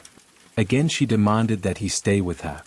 Joseph did the only thing he believed was right. He fled, leaving the cloak behind in her hands. Sometimes, doing what is right still costs us dearly. Humiliated by his refusal, Potiphar's wife changed her story. She called the servants. Holding Joseph's cloak before them, she accused him of trying to assault her.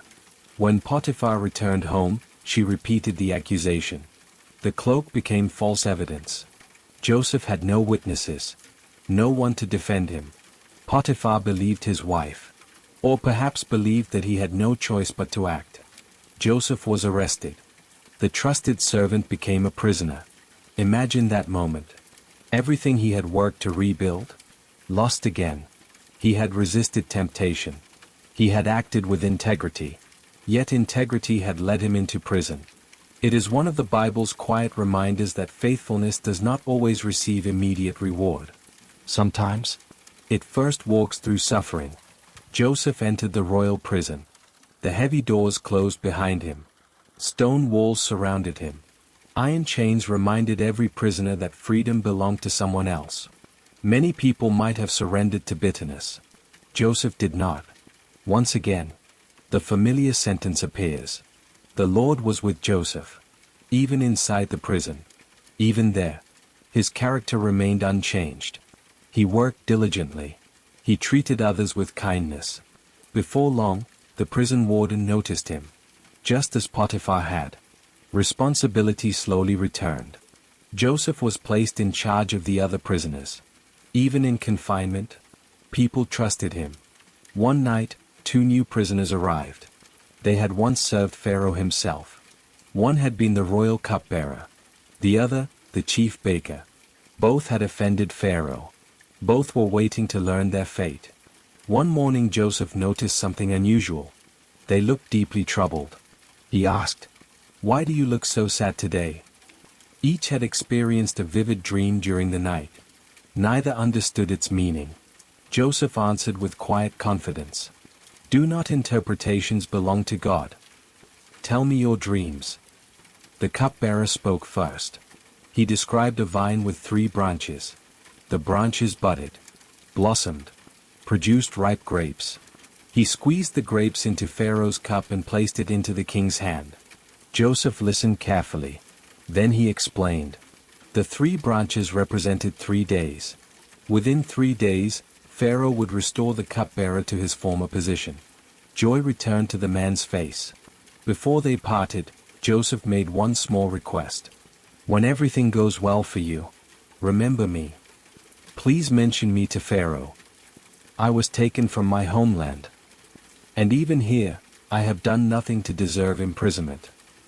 The baker, encouraged by the favorable interpretation, eagerly shared his own dream. He carried 3 baskets of bread upon his head. Birds came and ate from the top basket. Joseph's expression grew solemn. This dream carried different news. Within 3 days, the baker would be executed. Exactly 3 days later, Pharaoh celebrated his birthday. The cupbearer was restored. The baker was put to death. Everything happened exactly as Joseph had said. Surely now the cupbearer would remember the young Hebrew who had spoken hope into his darkest moment. But the Bible ends the chapter with one painfully simple sentence. The chief cupbearer did not remember Joseph. He forgot him. Days became months. Months became years. Joseph remained in prison, waiting, not knowing that beyond the prison walls, God was already arranging the next chapter of his remarkable story. 2 full years passed. 730 ordinary days. Day after day, Joseph woke inside the prison walls. Day after day, the same doors opened. The same guards walked the corridors. The same stone walls surrounded him. Nothing seemed to change. The cupbearer had forgotten. No message came from Pharaoh. No family arrived searching for him. The dreams of his youth must have felt impossibly distant.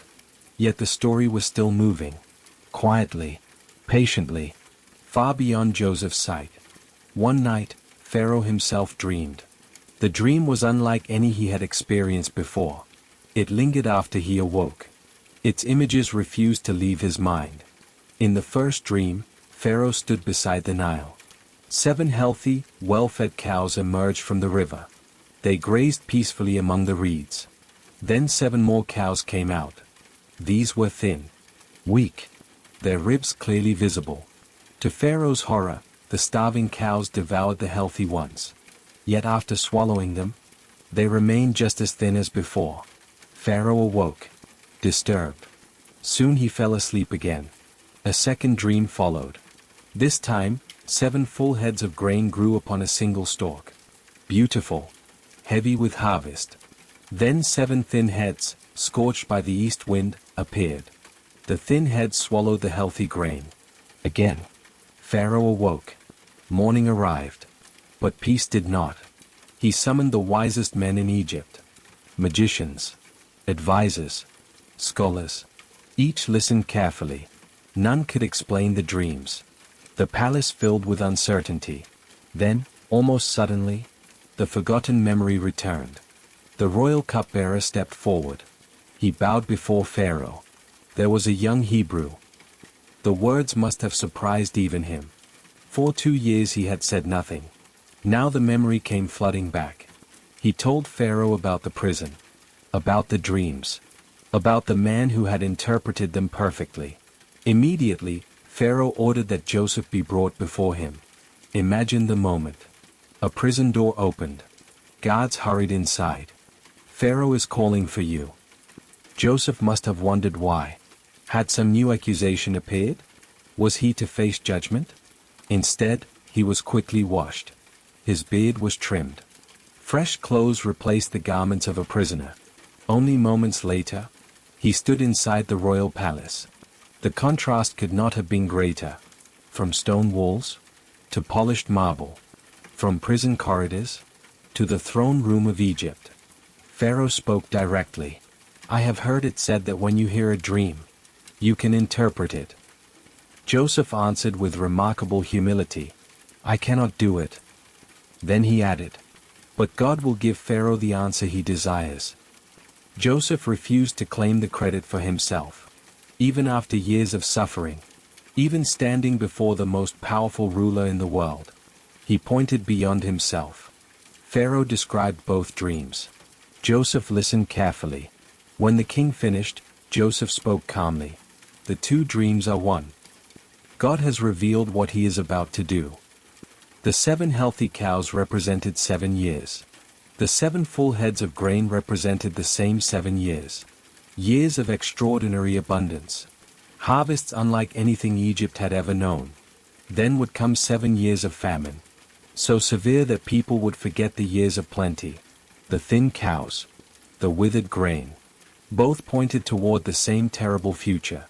The repetition of the dream, Joseph explained, meant that the matter had been firmly decided by God. It would happen. Then Joseph did something unexpected. Pharaoh had asked only for an interpretation. Joseph also offered a plan. He advised the king to appoint a wise administrator. During the 7 years of abundance, 1/5 of every harvest should be stored. Grain should be gathered into cities, carefully protected, prepared for the years when the fields would no longer produce enough food. The advice was practical, clear, wise. The court fell silent. Pharaoh looked around at his officials. Then he asked, "Can we find anyone like this man? One in whom is the Spirit of God?" No one answered. There was no better choice. Turning to Joseph, Pharaoh declared, "Since God has made all this known to you, there is no one as discerning and wise as you. You shall be in charge of my palace. My people will submit to your authority. Only with respect to the throne will I be greater than you." In a single morning, everything changed. Joseph entered the palace as a former prisoner. He left it as the second most powerful man in Egypt. Pharaoh placed his own signet ring upon Joseph's hand, a symbol of royal authority. Fine linen replaced prison clothing. A gold chain rested around his neck. He rode through the streets in Pharaoh's second chariot. Officials ran ahead of him, calling for the people to bow. Imagine Joseph hearing those voices. Years earlier, his brothers had mocked the dreams of his youth. Now strangers bowed before him every day, not because of Joseph's ambition, but because God had quietly fulfilled what once seemed impossible. He was given an Egyptian name, a wife named Asnath, a new home, a new responsibility. At 30 years old, Joseph began preparing an entire nation for a future no one else could yet see. The years of abundance arrived exactly as God had revealed. The fields produced harvests beyond measure. Grain poured into the storehouses. So much was collected that the records eventually became impossible to count. Joseph understood something many people forget during prosperous times. Abundance does not last forever. And wisdom prepares during seasons of plenty for the days when life becomes difficult. Soon, the years of famine would begin.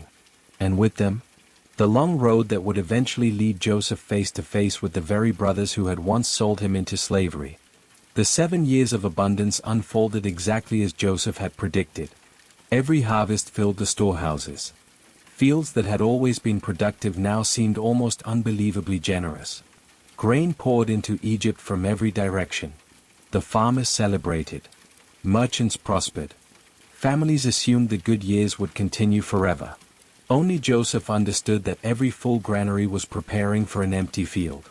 He supervised the collection carefully. Storehouses rose beside the cities. Officials measured endless quantities of grain. Eventually, the Bible says that the harvest became so abundant it could no longer be counted. It was like the sand of the sea. During those prosperous years, Joseph's own family also grew. His wife, Asnath, gave birth to 2 sons. The first was named Manasseh. Joseph explained the meaning of the name. God has made me forget all my hardship and all my father's household.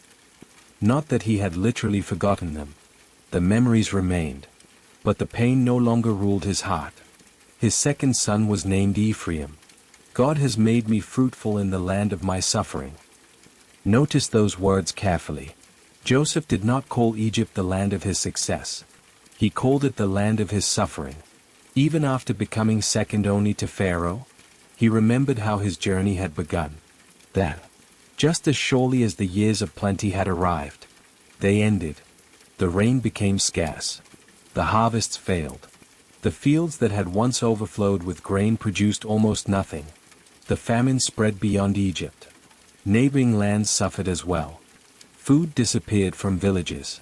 Families began wondering how they would survive another season. But Egypt was ready. People came to Pharaoh asking for bread. His answer was simple. Go to Joseph. Do whatever he tells you. The storehouses were opened. Grain was sold to the people. Soon travelers began arriving from distant nations. Word spread quickly. Egypt still had food. Among those hearing the reports was Jacob, far away in Canaan. The famine had reached his household too. Supplies were disappearing. The family faced an uncertain future. Jacob gathered his sons. Why do you keep looking at one another? I have heard that there is grain in Egypt. Go there and buy some for us. There was one exception. Jacob would not allow Benjamin to travel. Benjamin was Rachel's youngest son, Joseph's full brother. After losing Joseph years before, Jacob could not bear the thought of losing Benjamin as well. So 10 brothers began the journey. The road to Egypt was crowded. Caravans arrived from every direction. Every family carried the same hope: food, life, another chance to survive. Eventually, Joseph's brothers entered Egypt. They approached the official responsible for distributing grain. The powerful ruler standing before them wore Egyptian clothing. He spoke through interpreters. His appearance had changed completely over the years. The young shepherd they had once known was gone. They did not recognize him. But Joseph recognized them immediately. Imagine that moment. The faces he had not seen for more than 20 years. Older now, weathered by time, yet unmistakably familiar. The brothers bowed low before him, their faces to the ground. Without realizing it, the dreams Joseph had shared as a teenager were unfolding before his eyes. Not through force, not through revenge, but through the quiet unfolding of God's providence. Joseph said nothing about his identity. Instead, he spoke sternly. "You are spies. You have come to see where our land is vulnerable." The accusation startled them. "No, my lord," they answered. "We have come only to buy food. We are all sons of one man. We are honest men." The words must have echoed strangely in Joseph's ears. Honest men. He remembered another day, another journey, another lie. Joseph questioned them further. Gradually, they revealed pieces of their family story. There were 12 brothers. The youngest remains with our father. And one. They paused. One is no more. Joseph heard the words quietly. One is no more. To them, he had been gone for so long that they spoke of him as though he were dead. He decided to test them. Not to satisfy curiosity, but to discover whether the men before him were still the same brothers who had abandoned him years before. He ordered them to remain in custody for 3 days. When the time had passed, he announced his decision. One brother would remain behind. The others could return home carrying grain. But they must bring their youngest brother, Benjamin, back to Egypt. Only then would Joseph believe their story. As the brothers spoke among themselves, believing Joseph could not understand their language, something remarkable happened. For the first time, their guilt surfaced. "Surely we are being punished because of our brother. We saw his distress. He begged us for mercy. But we would not listen." The memory had never truly left them. Even after all those years, Joseph listened in silence. Every word reached his heart. He turned away from them and wept. The wounds of the past were opening once again. Not to destroy his family, but because healing was finally beginning. Joseph waited until he had regained his composure. Then he returned. His face once again calm. His voice steady. The brothers never suspected that the powerful Egyptian official had understood every word they had spoken. Joseph chose Simeon. Before their eyes, he ordered him bound. The chains closed around his brother's wrists. The remaining brothers watched helplessly. Years earlier, Joseph had stood alone while they decided his fate. Now, one of them remained behind as the others prepared to leave. But Joseph's intentions were very different. He quietly instructed his servants to fill the brothers' sacks with grain. Then he gave another secret command. Every man's silver, the money they had paid for the grain, was to be placed back inside his sack. No explanation. No announcement.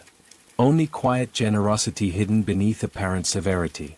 The brothers loaded their donkeys and began the long journey home. The road felt heavier than before. They had food. But Simeon remained imprisoned.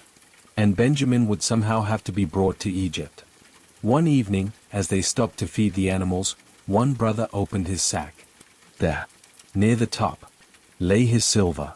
Exactly where he had left it when paying for the grain. His heart sank. He called to the others. They searched their own sacks. Each one found the same thing. Every payment had been returned. Instead of relief, fear spread through the group. What is this that God has done to us? They could think of only one explanation. The Egyptian ruler would surely accuse them of theft. The journey home became filled with anxious silence. When they finally arrived in Canaan, Jacob came out to meet them. The grain was unloaded. The family gathered to hear everything that had happened. The brothers told the entire story. The powerful governor. The accusation of spying. Simeon left behind. The demand that Benjamin must come. Then, as they emptied the remaining sacks, each bundle of silver appeared before everyone's eyes. Jacob listened. His face slowly filled with grief.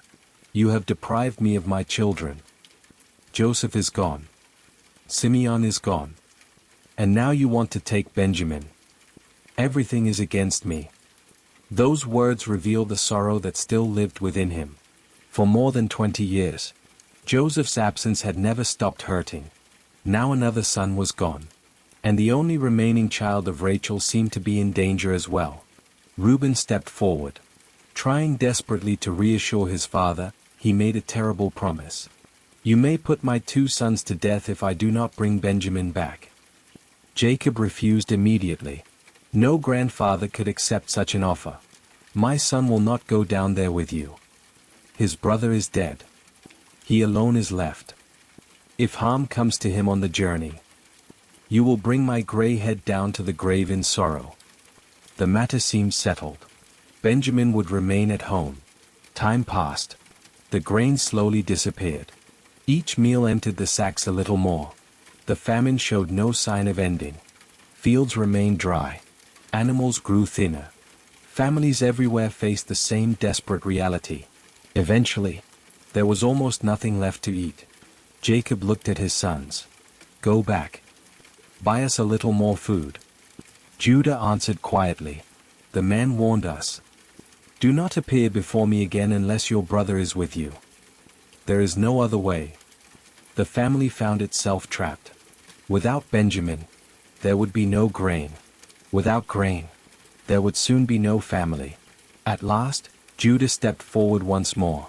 This time his words carried a different weight. I myself will guarantee his safety. You can hold me personally responsible. If I do not bring him back, I will bear the blame before you all my life. Something had changed within Judah. Years earlier, he had suggested selling Joseph. Now, he willingly offered himself as the one accountable for his youngest brother. Jacob remained silent for a long moment. Finally, with visible sadness, he accepted what could no longer be avoided. If it must be so, then do this. He instructed them to carry gifts. The finest products still remaining in the land. A little balm, honey, spices, myrrh, pistachios, almonds. They were also to take double the silver. Both the money for the new grain, and the silver that had mysteriously appeared in their sacks. Perhaps, Jacob said, it was simply a mistake. Then he looked at Benjamin, the youngest son, the last living reminder of Rachel. His voice softened. May God Almighty grant you mercy before the man, so that he will let your other brother and Benjamin return. Then came one final sentence.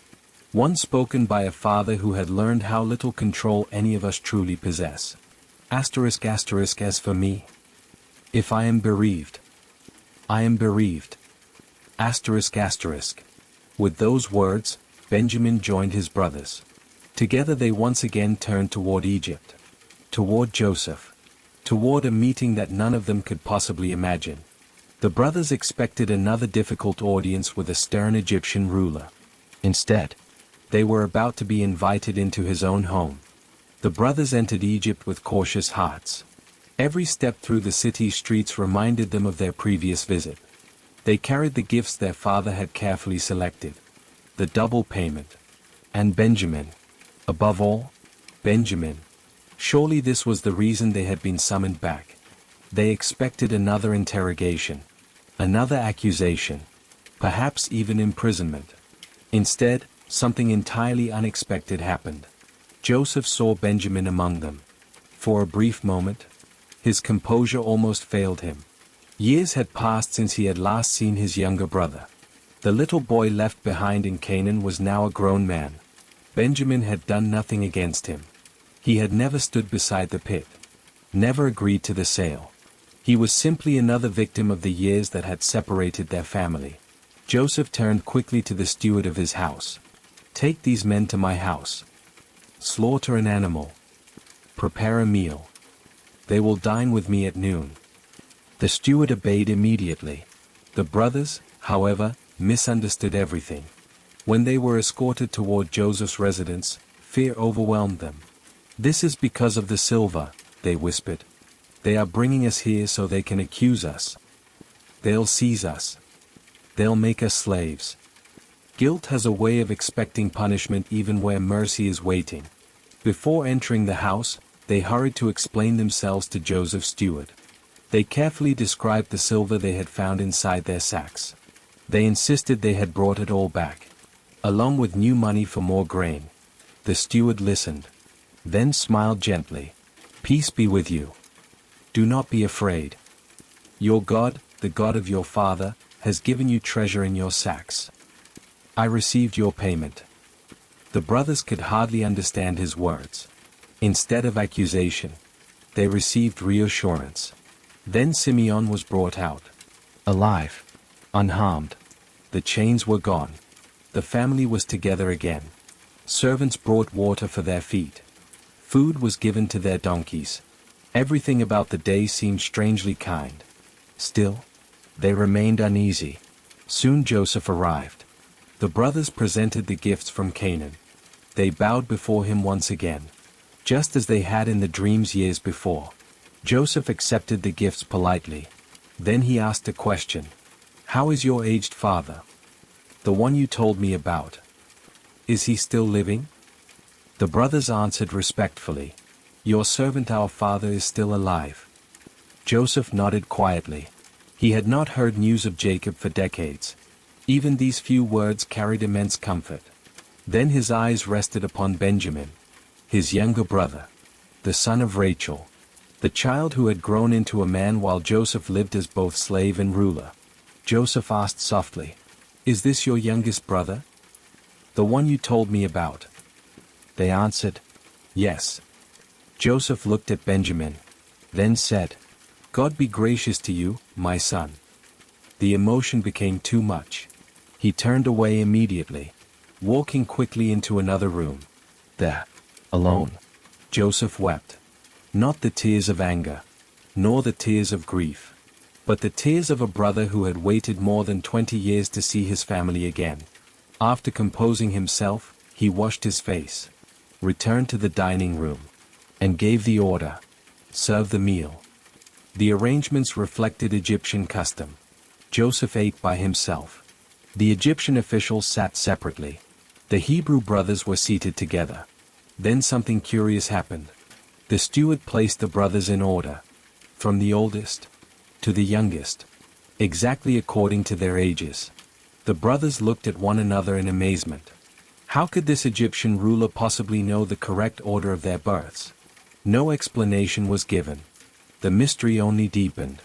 Food was served generously, but Benjamin's portion was 5 times larger than everyone else's. Another test. Would jealousy awaken once more? Would the brothers resent the favored son of Rachel just as they had once resented Joseph? The Bible records no complaint, no argument, no angry glances. Instead, they ate, they drank, and they enjoyed the meal together. Joseph watched quietly. The hearts before him no longer seemed quite the same as those he remembered. Still, one final test remained. One that would reveal whether the transformation was genuine. Before dawn the next morning, Joseph instructed his steward to fill the brothers' sacks with grain once again. Their silver was secretly returned as before. But this time, Joseph added something else. His own silver cup. The treasured cup from which he drank. It was carefully hidden inside Benjamin's sack. The brothers left the city believing everything had finally ended well. They had grain. Simeon was free. Benjamin was safe. Home awaited them. But they had barely disappeared beyond the city gates when Joseph gave another command. Go after them. When you catch them, ask them why they have repaid good with evil. The steward caught up with the caravan. His accusation stunned the brothers. My master has been robbed. His silver cup is missing. The brothers could scarcely believe what they were hearing. Confident of their innocence, they answered boldly, "If the cup is found with any one of us, let that man die, and the rest of us will become your slaves." The search began. One sack after another was opened, beginning with Reuben, then Simeon, Levi, Judah. Each was empty. Finally, Benjamin's sack was opened. The silver cup lay inside. For a long moment, no one spoke. The brothers tore their clothes in grief. Not one of them abandoned Benjamin. Not one continued toward home alone. Together, they turned around and returned to Joseph's house. The final and greatest test had only just begun. The brothers stood once again before Joseph. The room felt very different now. Only hours earlier, they had shared a generous meal. Now, they stood as accused men. The silver cup rested before Joseph. No one tried to deny that it had been found. No one could explain how it had appeared in Benjamin's sack. Joseph looked at them sternly. "What is this you have done? Did you not know that a man like me could discover such things?" The brothers remained silent. At last, Judah stepped forward. His voice carried none of the confidence he had shown on previous journeys. Only humility remained. "What can we say to my lord? What can we speak? How can we prove our innocence? God has uncovered your servant's guilt." Notice his words carefully. Judah did not speak only about the silver cup. Deep within his heart, another guilt still remained. The guilt of Joseph. The guilt they had carried for more than 20 years. Joseph answered firmly, "Far be it from me to do such a thing. Only the man who was found with the cup shall become my slave. The rest of you may return to your father in peace." The offer seemed simple. Benjamin would remain. Everyone else was free to leave. Years earlier, that is exactly what they had done. One brother lost, the others returning home. Joseph waited. This was the final test. Would they abandon Rachel's youngest son, just as they had abandoned Rachel's oldest? Judah stepped forward again. Slowly, respectfully. "My lord, please let your servant speak." Joseph nodded. Then Judah began one of the longest and most moving speeches in Genesis. He carefully retold everything that had happened. Their first visit, their elderly father, the younger brother who had been left behind, the demand that Benjamin must come, the sorrow of Jacob. Every detail was spoken with quiet honesty. Then Judah explained something Joseph had never known. He repeated his father's words. "You know that my wife bore me 2 sons. One of them went away from me. I said, 'He has surely been torn to pieces.' And I have never seen him again." Joseph listened without moving. For the first time, he heard his father's grief in his own father's words. Not imagined, not guessed, but spoken aloud. Judah continued, "If Benjamin is taken from him too, our father will die in sorrow." Then Judah revealed the promise he had made. "I guaranteed the boy's safety. If I do not bring him back, I will bear the blame before my father all my life." Finally, he made an extraordinary request. "Please let me remain here as my lord's slave, in place of the boy. Let Benjamin return with his brothers." Judah's words filled the room with silence. The man who had once suggested selling Joseph into slavery, now offered himself as a slave to save his brother. The transformation was complete. Joseph had seen everything he needed to see. The brothers were no longer the men they had once been. They had changed. Completely. Joseph could no longer contain himself. He turned toward the Egyptian servants. "Everyone leave." One by one, they departed. The doors closed. Only Joseph, and his brothers, remained. Then Joseph began to weep. Not quietly. The Bible says he wept so loudly that the Egyptians heard him. Even Pharaoh's household learned of it. The years of restraint finally gave way. The tears would not stop. His brothers stood frozen, unable to understand what was happening. Then Joseph spoke. 3 words. Words they never imagined they would hear. I am Joseph. Silence. The room seemed to stop breathing. Joseph looked at them. Is my father still alive? No one answered. The brothers were terrified. The governor of Egypt, the ruler before whom they had bowed, the man who held power over their lives, was their brother. The brother they had sold. The brother they believed they would never see again. Joseph saw the fear in their faces. He stepped closer. Go near to me. Slowly, they obeyed. I am your brother Joseph, the one you sold into Egypt. The truth stood between them. Impossible to deny. Impossible to escape. Then came words of astonishing grace. And now, do not be distressed. Do not be angry with yourselves because you sold me here. Because it was to save lives that God sent me ahead of you. Joseph did not deny what they had done. It had been evil. It had been painful. But he had also come to see something greater. God had been working through every chapter of his suffering. The pit, the caravan, Potiphar's house, the prison, the forgotten years. Every step had led to this moment. The famine has already lasted 2 years, Joseph explained. There are still 5 years to come. But God sent me ahead of you. To preserve life. Then he spoke one of the most remarkable truths in the entire Old Testament. You intended to harm me. But God intended it for good. Not that evil had become good. Not that betrayal was suddenly right. But that God had been able to accomplish his purposes even through human wrongdoing. Sometimes, the path toward God's promises passes through places we would never choose ourselves. Joseph embraced Benjamin first. The 2 brothers wept together. Then, one by one, he embraced each of his brothers. The years of separation finally came to an end. The family that had been shattered by jealousy was beginning to become whole again.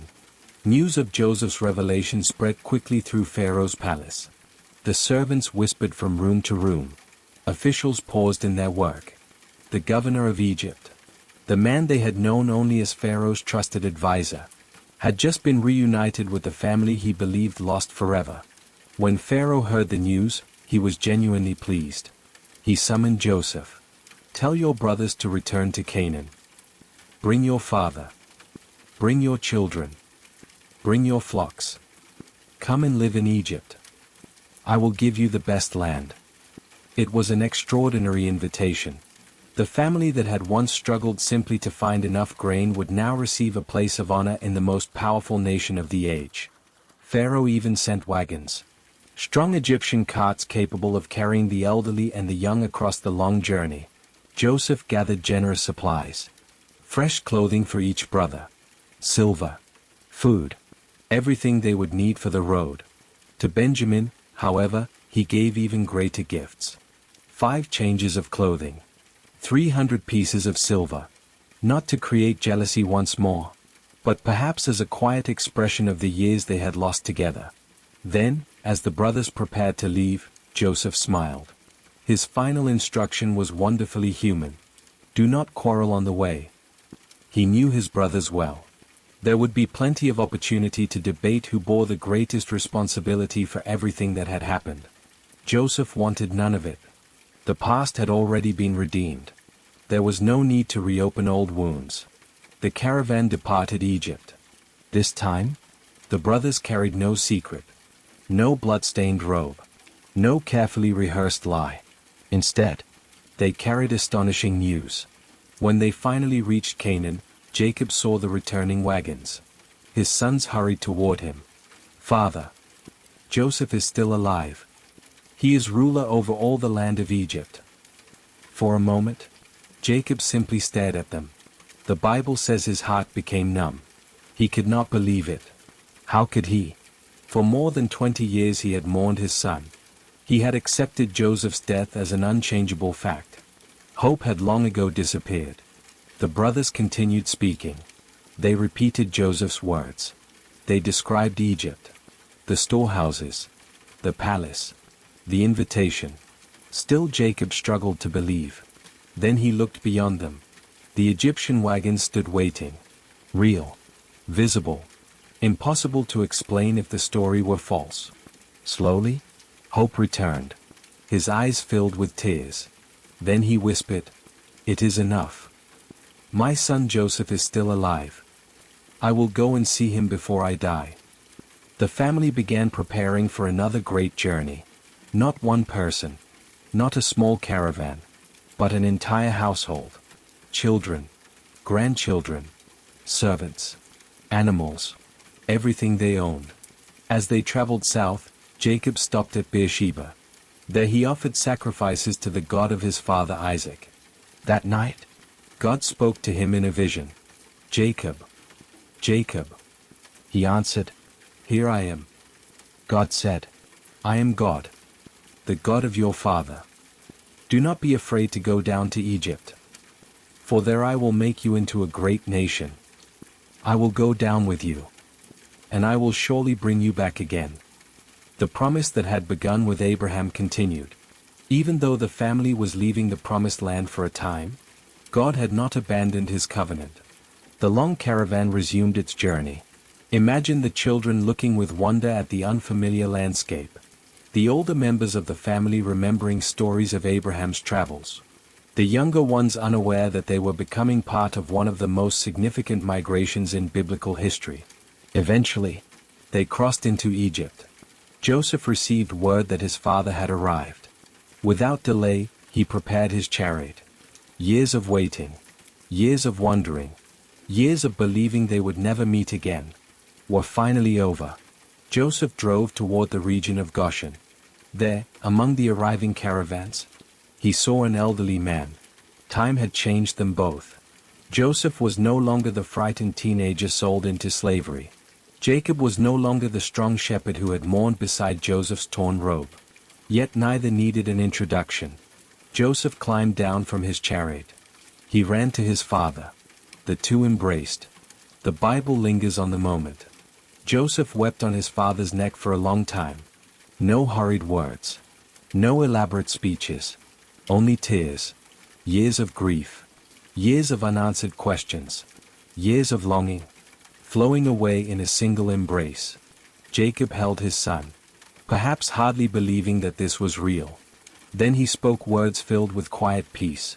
"Now I am ready to die, since I have seen for myself that you are still alive." Sometimes, the greatest miracles are not the parting of seas or the falling of walls. Sometimes, they are simply the restoration of what once seemed lost forever. Joseph introduced his family to Pharaoh. The king welcomed them warmly. The fertile land of Goshen became their new home. There, Jacob's descendants multiplied. The family that had arrived seeking food found safety. They found provision. They found a future. Yet beneath the comfort of Egypt, time continued moving forward. Generations would pass. A new Pharaoh would eventually rise. One who did not remember Joseph. The place that had once offered refuge would slowly become a place of slavery. And the children of Israel would soon cry out for deliverance. Their answer would come through another child. A child hidden among the reeds of the Nile. A child whose life would change the course of history. His name would be Moses. Jacob lived in Egypt for 17 years. Years that, perhaps for the first time in a very long while, were marked by peace. His family was together. Joseph was no longer a memory. Benjamin was safe. The grandchildren filled the camp with laughter. The famine slowly passed. Life settled into an ordinary rhythm once again. As Jacob grew older, he sensed that his life was drawing to its close. He called for Joseph. When his beloved son entered, Jacob asked him for one final promise. "Place your hand beneath my thigh. Promise me that you will not bury me in Egypt.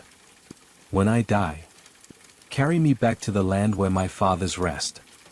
Joseph answered simply, "I will do as you say." For Jacob, the promised land remained home. Even though he had spent his final years in Egypt, his heart never stopped looking toward the covenant God had made with Abraham. Sometime later, Joseph was told that his father had become very weak. He hurried to him, bringing his own sons, Manasseh and Ephraim. The old patriarch gathered what little strength remained. Then, resting upon his bed, He recalled the faithfulness of God throughout his long life. He remembered Bethel, the promise, the years of wandering, the unexpected blessings hidden inside difficult journeys. Then Jacob did something remarkable. He adopted Joseph's 2 sons as his own. Ephraim and Manasseh would each receive an inheritance among the tribes of Israel. Joseph, in effect, received a double portion. As the moment of blessing arrived, Joseph carefully positioned his sons. Manasseh, the older, stood at Jacob's right hand. Ephraim, the younger, at his left. Everything was arranged according to custom. The firstborn was expected to receive the greater blessing. But Jacob crossed his hands. His right hand rested upon Ephraim, his left upon Manasseh. Joseph immediately tried to correct him. "Not that way, father. This one is the firstborn." But Jacob gently refused. "I know, my son. I know." Again, the pattern seen throughout Genesis quietly appeared. Abel instead of Cain. Isaac instead of Ishmael. Jacob instead of Esau. Now, Ephraim before Manasseh. God's purposes were never limited by human expectations. After blessing Joseph's sons, Jacob gathered all 12 of his own. One by one, he spoke over each son. Some blessings carried joy. Others carried warning. Each reflected the character each man had displayed throughout his life. When Judah stepped forward, Jacob's words became especially significant. "The scepter shall not depart from Judah, nor the ruler's staff from between his feet." Hidden within that blessing was a promise reaching far beyond Jacob's lifetime. From Judah's family would eventually come kings. And, generations later, the Messiah himself. At last, Jacob finished speaking. He gave one final instruction. "Bury me with my fathers in the cave at Machpelah," the burial place Abraham had purchased so many years before. Then, the Bible records the end of one of its longest and most extraordinary lives. Jacob drew his feet onto the bed, breathed his last, and was gathered to his people. Joseph leaned over his father. He embraced him. He wept. The grief was deep. Not because hope had disappeared, but because love always leaves an empty place behind. Egypt mourned with him. For 70 days. Pharaoh granted Joseph permission to fulfill his father's final request. A great procession left Egypt. Officials, soldiers, servants, family. Together they carried Jacob back to Canaan. There, in the cave of Machpelah, beside Abraham, Sarah, Isaac, Rebekah, and Leah, Jacob was laid to rest. When the funeral ended, the family returned to Egypt. But as they traveled home, Joseph's brothers grew uneasy. A troubling thought settled into their minds. Their father was gone. Perhaps Joseph had only forgiven them out of respect for Jacob. Perhaps now, revenge would finally come. Fear has a way of resurrecting old guilt. The brothers sent a message ahead. They asked Joseph to forgive them once again for the wrong they had committed against him. When Joseph heard their words, he wept. Not because he was angry, but because they still did not understand his heart. Soon the brothers came themselves. They bowed before him once again. "Here we are. We are your servants." Joseph answered with extraordinary gentleness. "Do not be afraid. Am I in the place of God?" Then he repeated the truth that had carried him through every chapter of his life. "You intended to harm me, but God intended it for good, to accomplish what is now being done, the saving of many lives." He reassured them, promising to provide for them, for their children, for the generations still to come. The story that had begun with jealousy ended with forgiveness. Joseph lived many more years, long enough to see his grandchildren, long enough to watch the family continue growing in Egypt. Before his own death, however, he reminded them that Egypt was not their final home. "I am about to die, but God will surely come to your aid, and he will bring you up out of this land, to the land he promised to Abraham, Isaac, and Jacob." Then Joseph made the family swear an oath. "When God comes to help you, carry my bones with you." He believed the promise. even though its fulfillment would not come during his lifetime. Joseph died at the age of 110. His body was embalmed according to Egyptian custom, placed in a coffin, and there it remained, waiting, not merely for burial, but for the day when God would keep his promise. Genesis ends in quiet expectation. The family of Israel is safe, but they are not yet home. The covenant continues. The promise remains alive. And beyond the closing pages of Genesis, the stage is quietly being prepared for one of the greatest acts of deliverance in all of history. A king would rise who did not remember Joseph. Israel would become enslaved. Their cries would ascend to heaven. And God, who had never forgotten his people, was already preparing the man who would lead them out. His story begins not in a palace, but in a small basket hidden among the reeds of the Nile. The years passed quietly at first. The family of Israel settled in the fertile land of Goshen. Children were born. Grandchildren followed. The small household that had entered Egypt during the famine slowly became a great people. Joseph's generation remembered the kindness of Pharaoh. They remembered the years when Egypt had been a place of rescue. A place where empty stomachs had been filled. Where weary travelers had found safety. But history has a gentle way of changing. One generation leaves. Another rises. And memories that once seemed unforgettable slowly disappear. The Bible introduces the next chapter with a single sentence. Then a new king came to power in Egypt, one who did not know Joseph. The words carry enormous weight. Joseph's wisdom. His years of faithful service. The lives he had saved. All had faded from public memory. The new Pharaoh looked across Egypt and saw something different. Not honored guests. Not the descendants of the man who had preserved the nation. He saw a growing population. Foreign. Numerous. Strong. Fear began shaping his decisions. What if they become too many? What if, during a war, they join our enemies? Fear often imagines dangers long before they exist. And when fear guides power, compassion is usually the first thing to disappear. Pharaoh decided the Hebrews must be controlled. Taskmasters were appointed over them. Heavy labor became part of everyday life. The Israelites were forced to build storage cities for Pharaoh. Brick after brick. Wall after wall. Day after day beneath the Egyptian sun. Imagine rising before dawn. Working until your hands blistered. Only to begin again the following morning. The people who had once entered Egypt seeking refuge had become slaves. Yet something unexpected happened. The more they were oppressed, the more they multiplied. The harder Egypt tried to weaken them, the stronger they became. Pharaoh grew even more afraid. His policies became harsher. The Egyptians made the Israelites serve with ruthless severity. Their lives were filled with difficult labor. The fields, the brick kilns, the endless construction. Every task seemed designed to break both body and spirit. Still, the people endured. Then Pharaoh issued an even darker command. He summoned the Hebrew midwives. 2 women are named, Shiphrah and Puah. He ordered them that whenever a Hebrew woman gave birth to a son, the child was to be killed. Only the daughters were to be allowed to live. It was a terrible command. One that asked ordinary women to become instruments of cruelty. But the Bible tells us something beautiful. The midwives feared God. More than they feared Pharaoh. They refused. The baby boys lived. When Pharaoh demanded an explanation, they answered wisely. The Hebrew women are vigorous. They give birth before we arrive.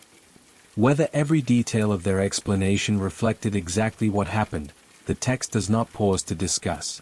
Instead, it highlights something else. Their reverence for God. Their refusal to participate in evil. Because of their courage, families continued to grow. Children continued to be born. Pharaoh's anger deepened. This time, he expanded the order beyond the midwives. Every Hebrew baby boy was to be thrown into the Nile. Imagine the fear that settled over every Hebrew household. Each pregnancy carried uncertainty. Each birth became a moment of hidden terror. Parents whispered instead of celebrating. Mothers held their infants a little closer. Every knock at the door could bring danger.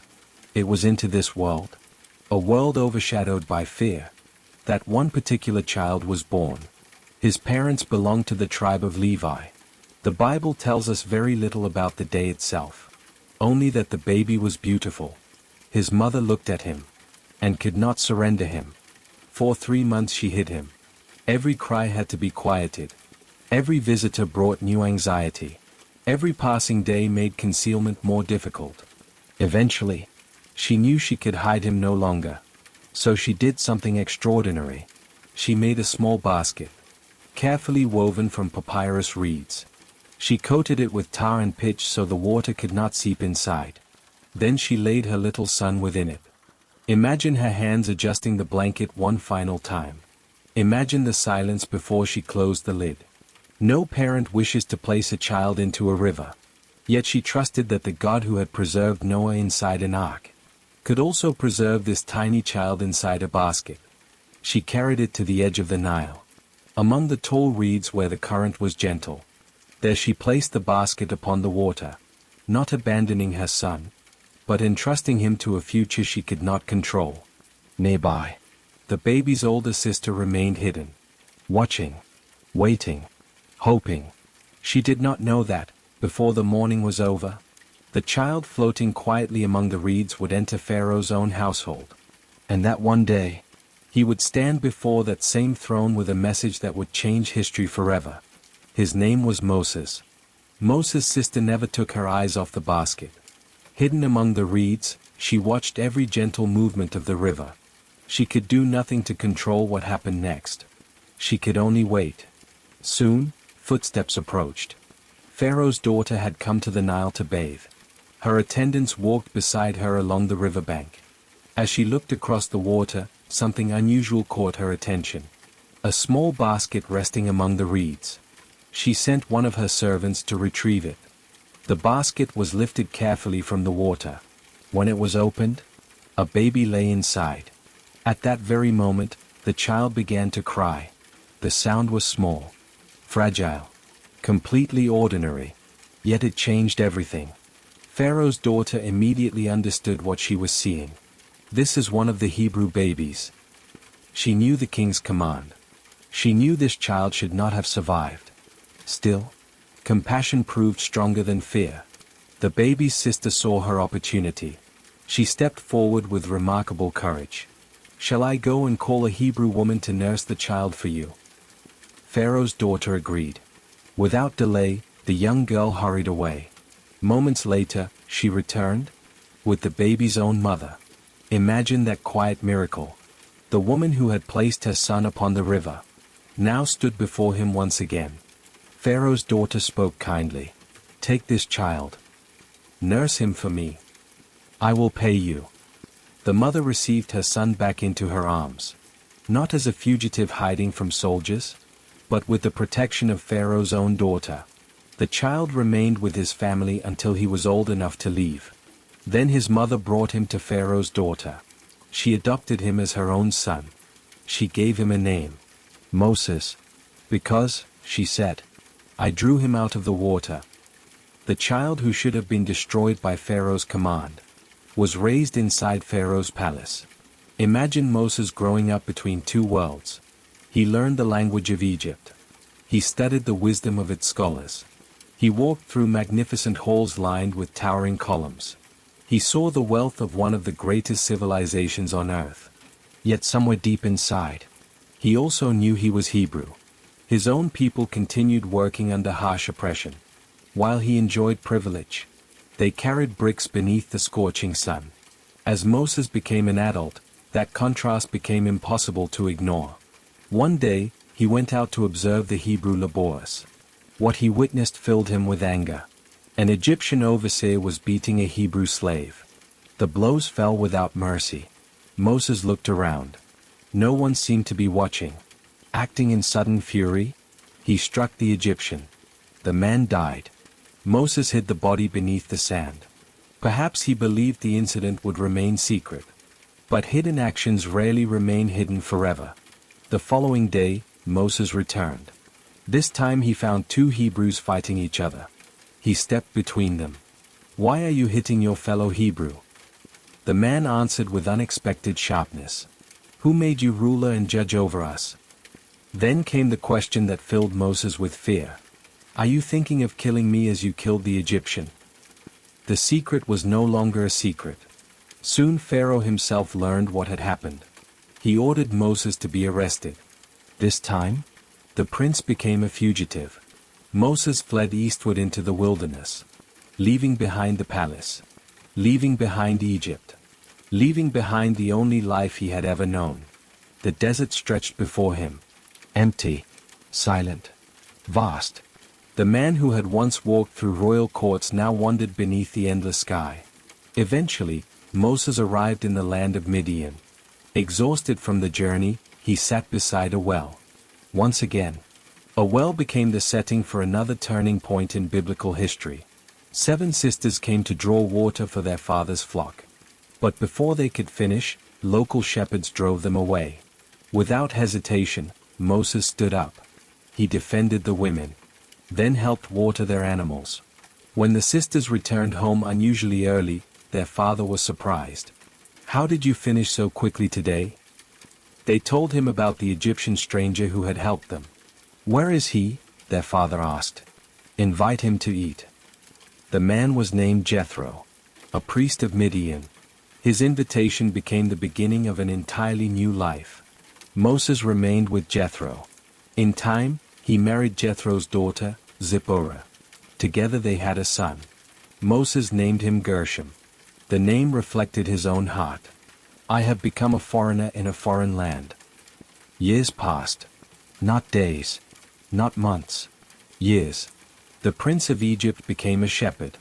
Instead of commanding servants, he cared for sheep.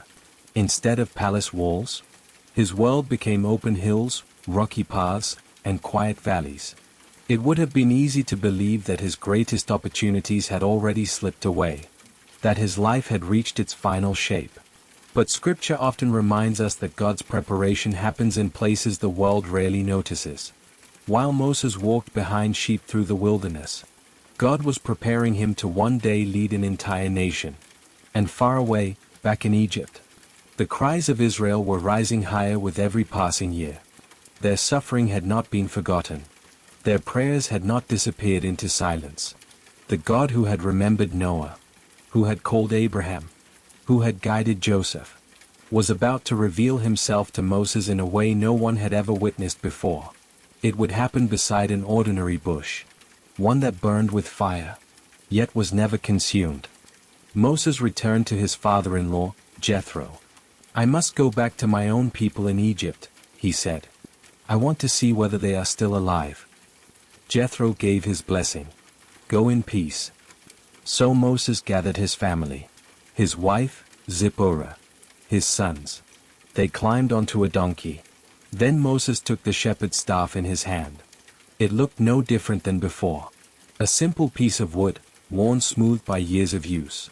Yet Scripture now calls it something new. The staff of God. Sometimes, the ordinary things placed in God's hands become extraordinary. The journey back to Egypt was long. Every mile brought Moses closer to the place he had fled 40 years earlier. Closer to Pharaoh. Closer to memories he had tried to leave behind. Yet God continued speaking to him along the way. He reminded Moses that Pharaoh would refuse to listen. His heart would become stubborn. The struggle would not end quickly. Deliverance would come. But not without confrontation. Eventually, Moses reached Egypt. There he found Aaron, just as God had promised. The 2 brothers embraced in the wilderness. Moses told Aaron everything. The words spoken from the burning bush. The signs God had given him. The mission that now rested upon them both. Together they gathered the elders of Israel. Aaron spoke the message. Moses performed the miraculous signs before the people. The staff became a serpent. The diseased hand was restored. The elders watched in astonishment. Then something beautiful happened. The people believed. When they heard that the Lord had seen their suffering, that he had remembered them, the Bible says they bowed down and worshipped. For generations they had waited. Now hope had returned. The next step, however, would be far more difficult. Moses and Aaron entered Pharaoh's court. Imagine walking once again through halls Moses had known as a child. The polished floors. The towering columns. The richly painted walls. Everything familiar. Yet everything different. This time, he came not as a prince, but as God's messenger. Standing before Pharaoh, Moses delivered the words exactly as he had received them. This is what the Lord, the God of Israel, says. Let my people go, so that they may hold a festival to me in the wilderness. The request sounded simple, temporary, a journey into the desert to worship. Pharaoh's answer came immediately, cold, defiant. Who is the Lord, that I should obey him? I do not know the Lord, and I will not let Israel go. Those words revealed the true conflict. It was never merely about politics, or labor, or economics. It was a question of authority. Would Pharaoh acknowledge the God of Israel? His answer was clear. No. Moses and Aaron repeated the request. They warned that refusing would bring consequences. Pharaoh was unmoved. Instead, he accused them of distracting the slaves from their work. He called for the overseers. From that day forward, the labor became even harsher. Until then, straw had been supplied for making bricks. Now the Israelites would have to gather their own straw. Yet the daily number of bricks remained exactly the same. The impossible became their daily assignment. Imagine searching across dry fields for scattered stalks of straw, then rushing back to shape bricks before the day's work ended. Every delay brought punishment. The Hebrew foremen were beaten. The cries of the workers grew louder. Eventually, the foreman appealed directly to Pharaoh. Why are you treating your servants this way? Pharaoh dismissed them. You are lazy. That is why you keep asking to go and worship. The foreman left the palace crushed. Outside, they found Moses and Aaron waiting. Their frustration overflowed. May the Lord judge you. You have made us offensive to Pharaoh. You have given him an excuse to kill us. Imagine how those words must have affected Moses. He had obeyed God. He had returned despite his fears. Yet instead of freedom, the suffering had become worse. That night, Moses turned to God with painful honesty. Lord, why have you brought trouble upon these people? Why did you ever send me? Ever since I went to Pharaoh, he has brought trouble upon this people, and you have not rescued them at all. The question was sincere. Faith does not always silence confusion. Even those chosen by God sometimes struggle to understand his timing. God answered with quiet certainty. Now you will see what I will do to Pharaoh. Not someday. Not eventually. Now. The confrontation had only begun. God reminded Moses of his covenant. The promises given to Abraham, Isaac, and Jacob. He had not forgotten them. He declared 7 powerful promises. I will bring you out. I will free you. I will redeem you. I will take you as my people. I will be your God. I will bring you into the land. I will give it to you. Every promise began with the same 2 words. I will. Deliverance would not depend upon Israel's strength, nor upon Moses' courage, nor upon Pharaoh's willingness. It would depend upon God alone. Moses shared these promises with the Israelites, but the people could not receive them. The Bible explains why. Their spirits had been broken by cruel bondage. Sometimes suffering becomes so heavy that hope itself feels impossible. Still, God had not changed his mind. Moses and Aaron would stand before Pharaoh again. Again he would refuse. Again his heart would harden. And through that resistance, the world would witness a series of signs unlike anything Egypt had ever seen. The Nile would change. Darkness would cover the land. The gods of Egypt would be challenged one by one. And before it was over, even Pharaoh himself would finally recognize that there is no king greater than the Lord. The confrontation began with the Nile. For thousands of years, Egypt had depended upon its river. The Nile was more than water. It nourished the fields, fed the people, supported trade. Without it, Egypt could not survive. To the Egyptians, The river was sacred. Its life-giving waters were woven into their religion, their economy, and their identity. God instructed Moses to meet Pharaoh early in the morning. As the king approached the river, Moses stood waiting. Aaron raised the staff. He struck the waters of the Nile. Immediately, the river changed. The water became blood. Fish died. The smell spread across the land. The Egyptians could no longer drink from the river. People dug desperately along its banks, searching for clean water beneath the ground. Imagine the silence that must have followed. The river they had trusted all their lives had become undrinkable. Yet Pharaoh's magicians managed to imitate the sign in some limited way. Instead of asking how to restore the river, they only copied the disaster. Pharaoh hardened his heart. He turned away. The palace doors closed behind him. 7 days passed. The Nile remained polluted. Then God spoke again. Aaron stretched out his staff over the rivers, canals, and ponds. From every body of water, frogs emerged. At first, perhaps the sight seemed almost amusing. Small creatures hopping across the riverbanks. But soon they multiplied beyond imagination. They entered homes, covered kitchens, filled bedrooms, leaped into ovens. Even kneading bowls were not spared. There was no escaping them. Everywhere the Egyptians looked. Frogs. Again the magicians imitated the plague. But imitation brought no relief. Finally, Pharaoh summoned Moses. Pray to your Lord. Ask him to take the frogs away. I will let the people go. Moses prayed. The frogs died. They were piled into enormous heaps. The entire land smelled of decay. Yet as soon as relief came, Pharaoh changed his mind. His heart became hard once more. The third plague arrived without warning. God did not instruct Moses to speak to Pharaoh beforehand. Aaron simply struck the dust of the earth with his staff. The dust became tiny insects. Gnats. They covered people, animals, fields. Every breath seemed filled with them. This time, the magicians tried to imitate the miracle. They could not. Defeated, they turned to Pharaoh. This is the finger of God. Even Egypt's own wise men recognized that something beyond human power was taking place. Pharaoh refused to listen. Next came swarms of flies. Thick clouds of insects invaded Egyptian homes. Covered food. Filled the palace. The land seemed to buzz without rest. But something new happened. The region of Goshen, where the Israelites lived, remained untouched.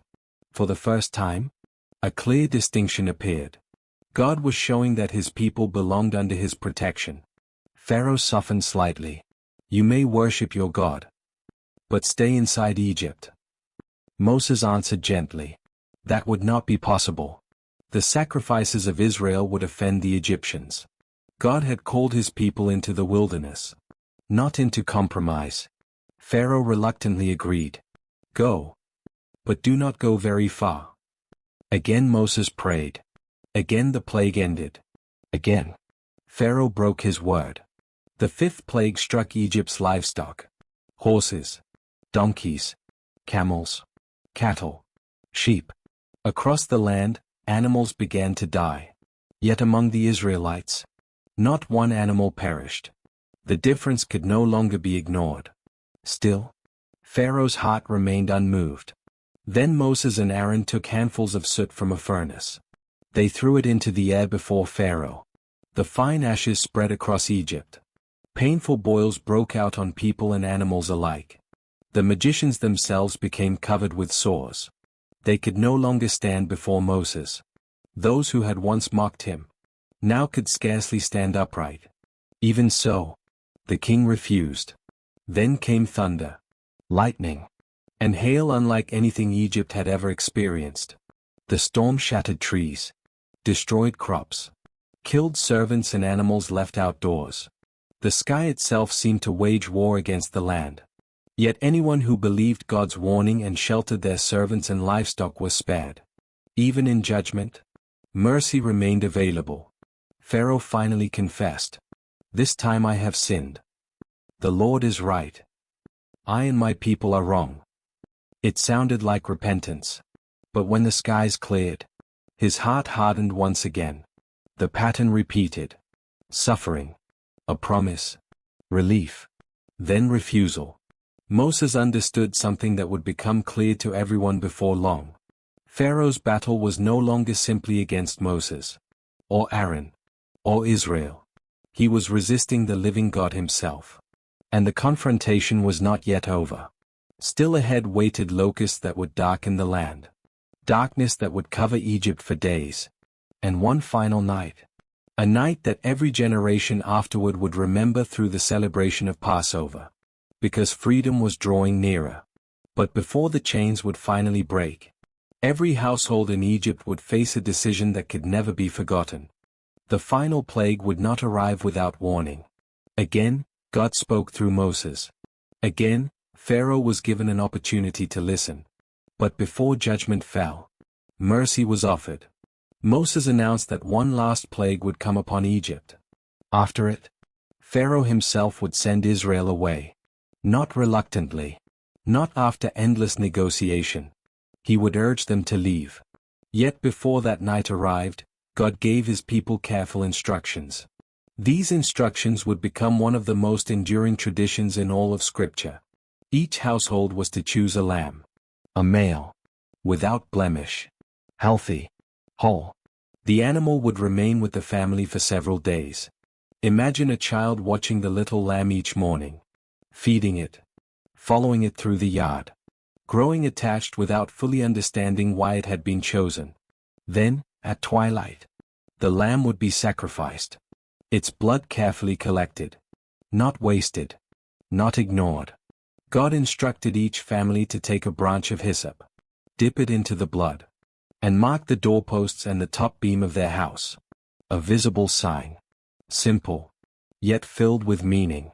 Inside those homes, the lamb would be roasted over fire. The meal would be eaten with unleavened bread and bitter herbs. The bread contained no yeast because there would be no time to wait for dough to rise. The bitter herbs reminded them of slavery, of long years beneath cruel masters. God even instructed them how to dress while eating. Their cloaks fastened, sandals on their feet, staffs in their hands. Not reclining in comfort, but prepared for departure, ready to leave at a moment's notice. Imagine the quiet inside those Hebrew homes. Children asking gentle questions. Parents speaking softly. Outside, Egypt continued as though it were an ordinary evening. But inside every house marked with blood, there was expectation and trust. God declared, "When I see the blood, I will pass over you." The judgment would not enter those homes. Not because the people inside were perfect. Not because they had earned protection. But because they had believed God's word. Night finally came. Darkness settled across the land. Families remained indoors, just as they had been instructed. Hours passed. The silence grew heavier. Then, at midnight, the final plague began. Throughout Egypt, from Pharaoh's palace to the smallest home, the firstborn died. The firstborn of kings. The firstborn of servants. Even the firstborn of livestock. No household was untouched unless it stood beneath the sign God had provided. The Bible describes a cry unlike any Egypt had ever known. Not in one street, or one village, but across the entire nation. Imagine that sound carrying through the darkness. Doors opening. Voices calling. Families discovering unbearable loss. The empire that had ignored every warning now stood broken. Before dawn, Pharaoh summoned Moses and Aaron. His words were no longer proud, no longer defiant. "Go, you and the Israelites. Leave my people. Go and worship the Lord as you have requested." He even added something unexpected. "And bless me also." After generations of slavery, freedom arrived in a single night. The Egyptians themselves urged Israel to leave quickly. They feared that if they remained, even greater disaster would come. The Israelites gathered what little they possessed. Their dough had not yet risen. They wrapped it in cloth, carried it upon their shoulders. Their neighbors willingly gave them silver, gold, fine clothing, not taken by violence. freely given. Just as God had promised Abraham centuries earlier. The people who had entered Egypt as a single extended family were leaving as a nation. The Bible tells us there were about 600,000 men on foot, not counting women and children. Along with them traveled many others. People who had witnessed God's power and chose to leave Egypt as well. Their flocks and herds stretched across the horizon. The long-awaited journey had begun. 430 years after Israel had first entered Egypt, the descendants of Jacob walked out together. Step by step. Family beside family. No longer slaves, but pilgrims following the promise of God. Before they departed completely, the Lord instructed them never to forget this night. Each year they would celebrate the Passover. Parents would explain its meaning to their children. Children would one day ask, "Why do we eat this meal?" And the answer would always return them to this moment. It is because the Lord brought us out of Egypt with a mighty hand. Memory would become worship. Remembrance would become identity. Because freedom is easily forgotten when comfort replaces gratitude. As the sun slowly rose over the eastern desert, the people looked ahead. Behind them lay Egypt. Ahead of them, a wilderness they had never crossed. They had been delivered, but they had not yet arrived. And before them waited a path that seemed impossible. A sea, a pursuing army, and a miracle that generations would remember whenever they spoke of the God who makes a way where no way can be seen. The people had barely begun their journey when they noticed something unexpected. Instead of leading them by the shortest road toward Canaan, God guided them into the wilderness. The direct route passed through the land of the Philistines. It was shorter, easier, more familiar. Yet God knew his people. If they face war too soon, he said, they may lose heart and return to Egypt.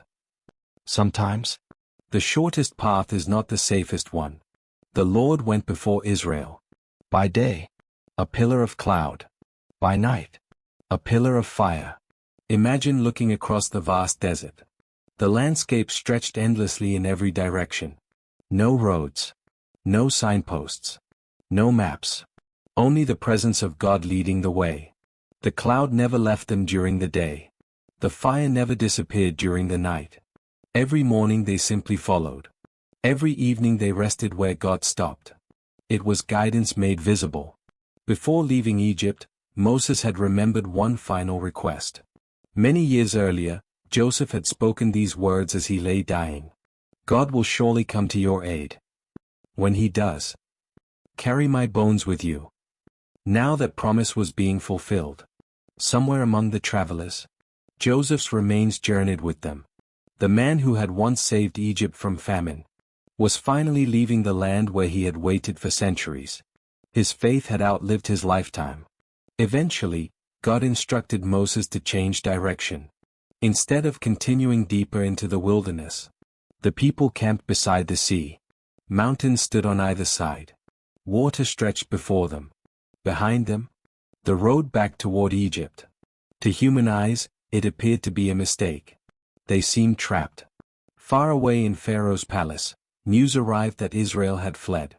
At first, Pharaoh had been overwhelmed by grief. But as the hours passed, his thoughts changed. What have we done? We have let our slaves go. His heart hardened yet again. He summoned his army. 600 of Egypt's finest chariots, along with many others. Experienced soldiers. Powerful horses.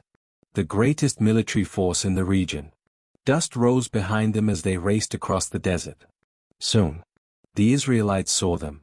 Imagine standing at the edge of the sea, turning around, and seeing the Egyptian army approaching. The gleaming chariots. The flashing weapons. The clouds of dust growing larger with every passing moment. Fear swept through the camp. Some cried out to God. Others turned against Moses. Were there no graves in Egypt? Why have you brought us here to die? It would have been better to serve the Egyptians than to perish in the wilderness. Only days earlier, they had celebrated freedom. Now, fear tempted them to return to slavery. Moses stood before the frightened people. His own heart may have been pounding.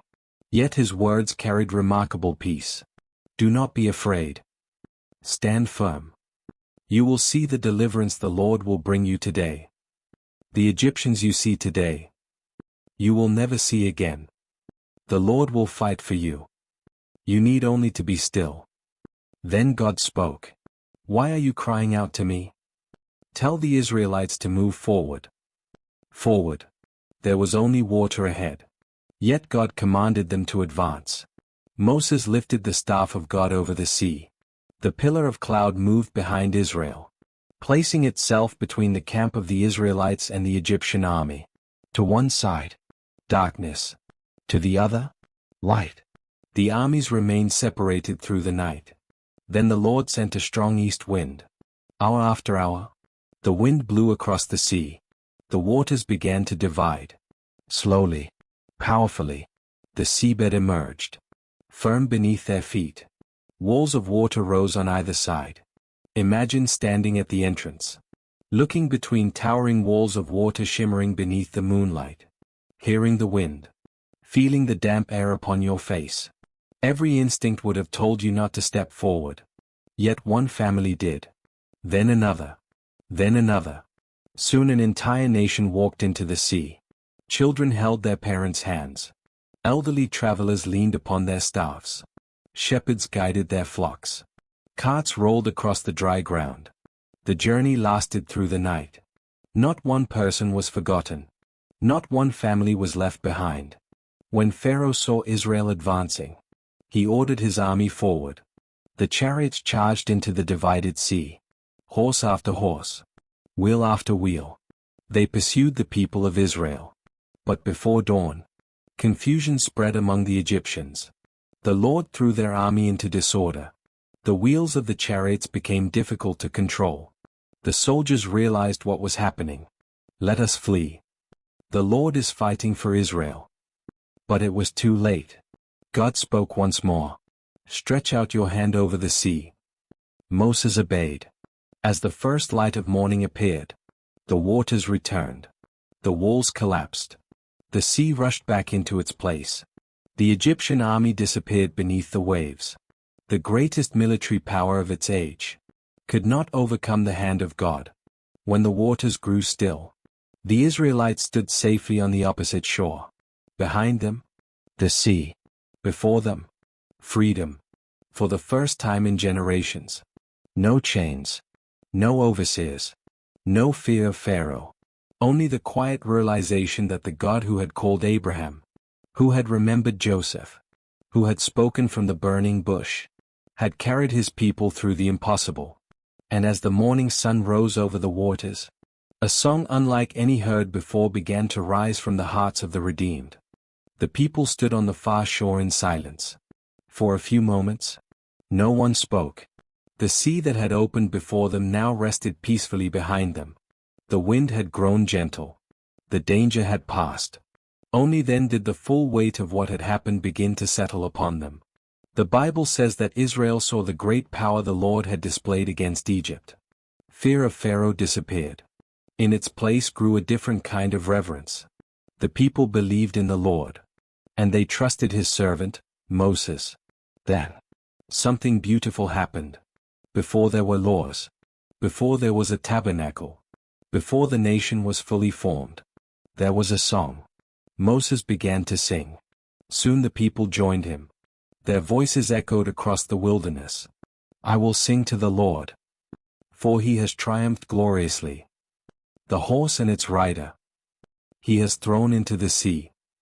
Imagine thousands of voices rising together beneath the open sky. Not rehearsed. Not carefully arranged. Simply overflowing with gratitude. For generations they had cried out beneath slavery.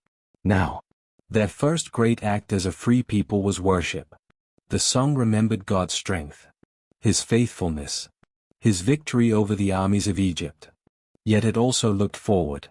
It spoke of the day when God would plant his people in the land he had promised. Even while standing in the wilderness, hope reached beyond the horizon. Miriam, the sister of Moses and Aaron, took a tambourine in her hand. Other women followed her with tambourines and joyful dancing. She sang, "Sing to the Lord, for he has triumphed gloriously. the horse and its rider, he has thrown into the sea. It was a moment unlike any they had ever experienced. Freedom had a sound, and it was praise. But the wilderness has a way of testing joy. 3 days passed. The people traveled beneath the blazing sun. Their celebration gradually gave way to another reality. They found no water. Imagine walking across dry ground. The excitement of deliverance still fresh in your memory. Children asking for something to drink. Animals growing restless. Every step becoming more difficult. Finally they reached a place called Mara. Water was there. At last. The people hurried forward. But when they drank, the water was bitter. Undrinkable. Hope quickly turned into disappointment. The people began to grumble. What are we to drink? The question was understandable. Thirst leaves little room for patience. Moses cried out to the Lord. God showed him a piece of wood. Moses threw it into the water. Immediately, the bitter water became sweet. There, in the wilderness, God began teaching his people something new. Freedom did not mean every journey would be easy. It meant they would no longer face hardship alone. The Lord promised that if they listened to his voice and walked in his ways, he would be their healer. Then the journey continued. Soon they arrived at Elim. The contrast was striking.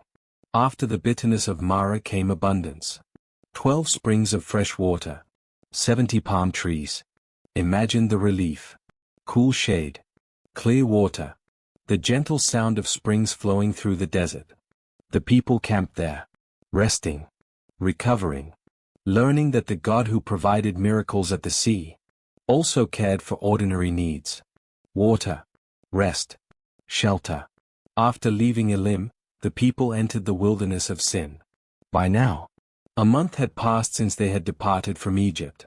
The supplies they carried began to run low. Food became scarce. Again the people complained. If only we had died in Egypt. There we sat around pots of meat. There we had plenty of bread. Now hunger clouded their memories. They forgot the chains. Forgot the forced labor. Forgot the cruelty. Sometimes, need has a way of making the past seem kinder than it truly was. God answered with extraordinary patience. I will rain bread from heaven for you. The promise must have sounded impossible. Bread. Falling from the sky. That evening, flocks of quail covered the camp. The people gathered them for food. Then, the following morning, something unexpected appeared upon the ground. When the dew evaporated, a thin layer of small white flakes remained across the desert floor. The Israelites looked at one another. What is it? In their own language, the question sounded like one word. Manna. And that became its name. Moses explained. It is the bread the Lord has given you to eat. Each morning the people gathered exactly what they needed. No more. No less. Enough for each member of the household. If anyone tried to keep extra until the next day, it spoiled. Except on the 6th day. Then God instructed them to gather twice as much. Because the 7th day would be different. A day of rest. The manna would remain fresh. Week after week. Month after month. Year after year. The wilderness became a classroom. Every sunrise taught the same quiet lesson. Trust. Not tomorrow's bread. Not next month's supply. Today's provision. Given by a faithful God. And for 40 years. Until they finally entered the promised land. Each morning would begin with the same gentle miracle. The ground would be covered once again. Waiting silently. Like dew upon the earth. A daily reminder that the God who had opened the sea was also the God who never forgot to feed his children. For 40 years. Until they finally entered the promised land. Each morning would begin with the same gentle miracle. The ground would be covered once again. Waiting silently. Like dew upon the earth. A daily reminder that the God who had opened the sea was also the God who never forgot to feed his children. The wilderness was unlike any place they had ever known. It was not the fertile land of Egypt. Nor was it yet the land promised to Abraham. It was the place in between. A place where every sunrise invited trust. where every evening reminded them that they had been carried farther than they could ever have carried themselves. The generation that crossed the Red Sea still had much to learn. There would be moments of remarkable faith. There would also be moments of doubt. But through every triumph and every failure, the presence of God remained constant. The cloud continued to lead them beneath the heat of the day. The fire continued to shine through the darkness of every night. And each morning, the manna continued to appear. Quietly, faithfully, without fail. Perhaps that is one of the gentlest lessons in this part of the story. The greatest miracles are often remembered because they happen only once. The sea opened only for a single night. The plagues came for only a short season. But the daily provision, that quiet gift repeated again and again, became the miracle that shaped an entire generation. One morning at a time. One meal at a time. One faithful day after another. And so, as the sun slowly sets over the wilderness, the camp begins to grow quiet. The voices of children soften. The flocks settle for the night. Cooking fires become glowing embers beneath the stars. Somewhere beyond the tents, the desert wind moves gently across the sand. Above them stands the silent pillar that has guided every step since leaving Egypt. A reminder that they are never truly alone. The journey is not over. Far from it. But for tonight, there is nothing more to fear. Nothing more to gather. Nothing more to chase. Only the quiet certainty that tomorrow's bread will arrive with tomorrow's dawn. And beneath a sky filled with the very stars once shown to Abraham, an entire nation closes its eyes in peace, knowing that the God who remembered his promise will remember them again when morning comes. Good night.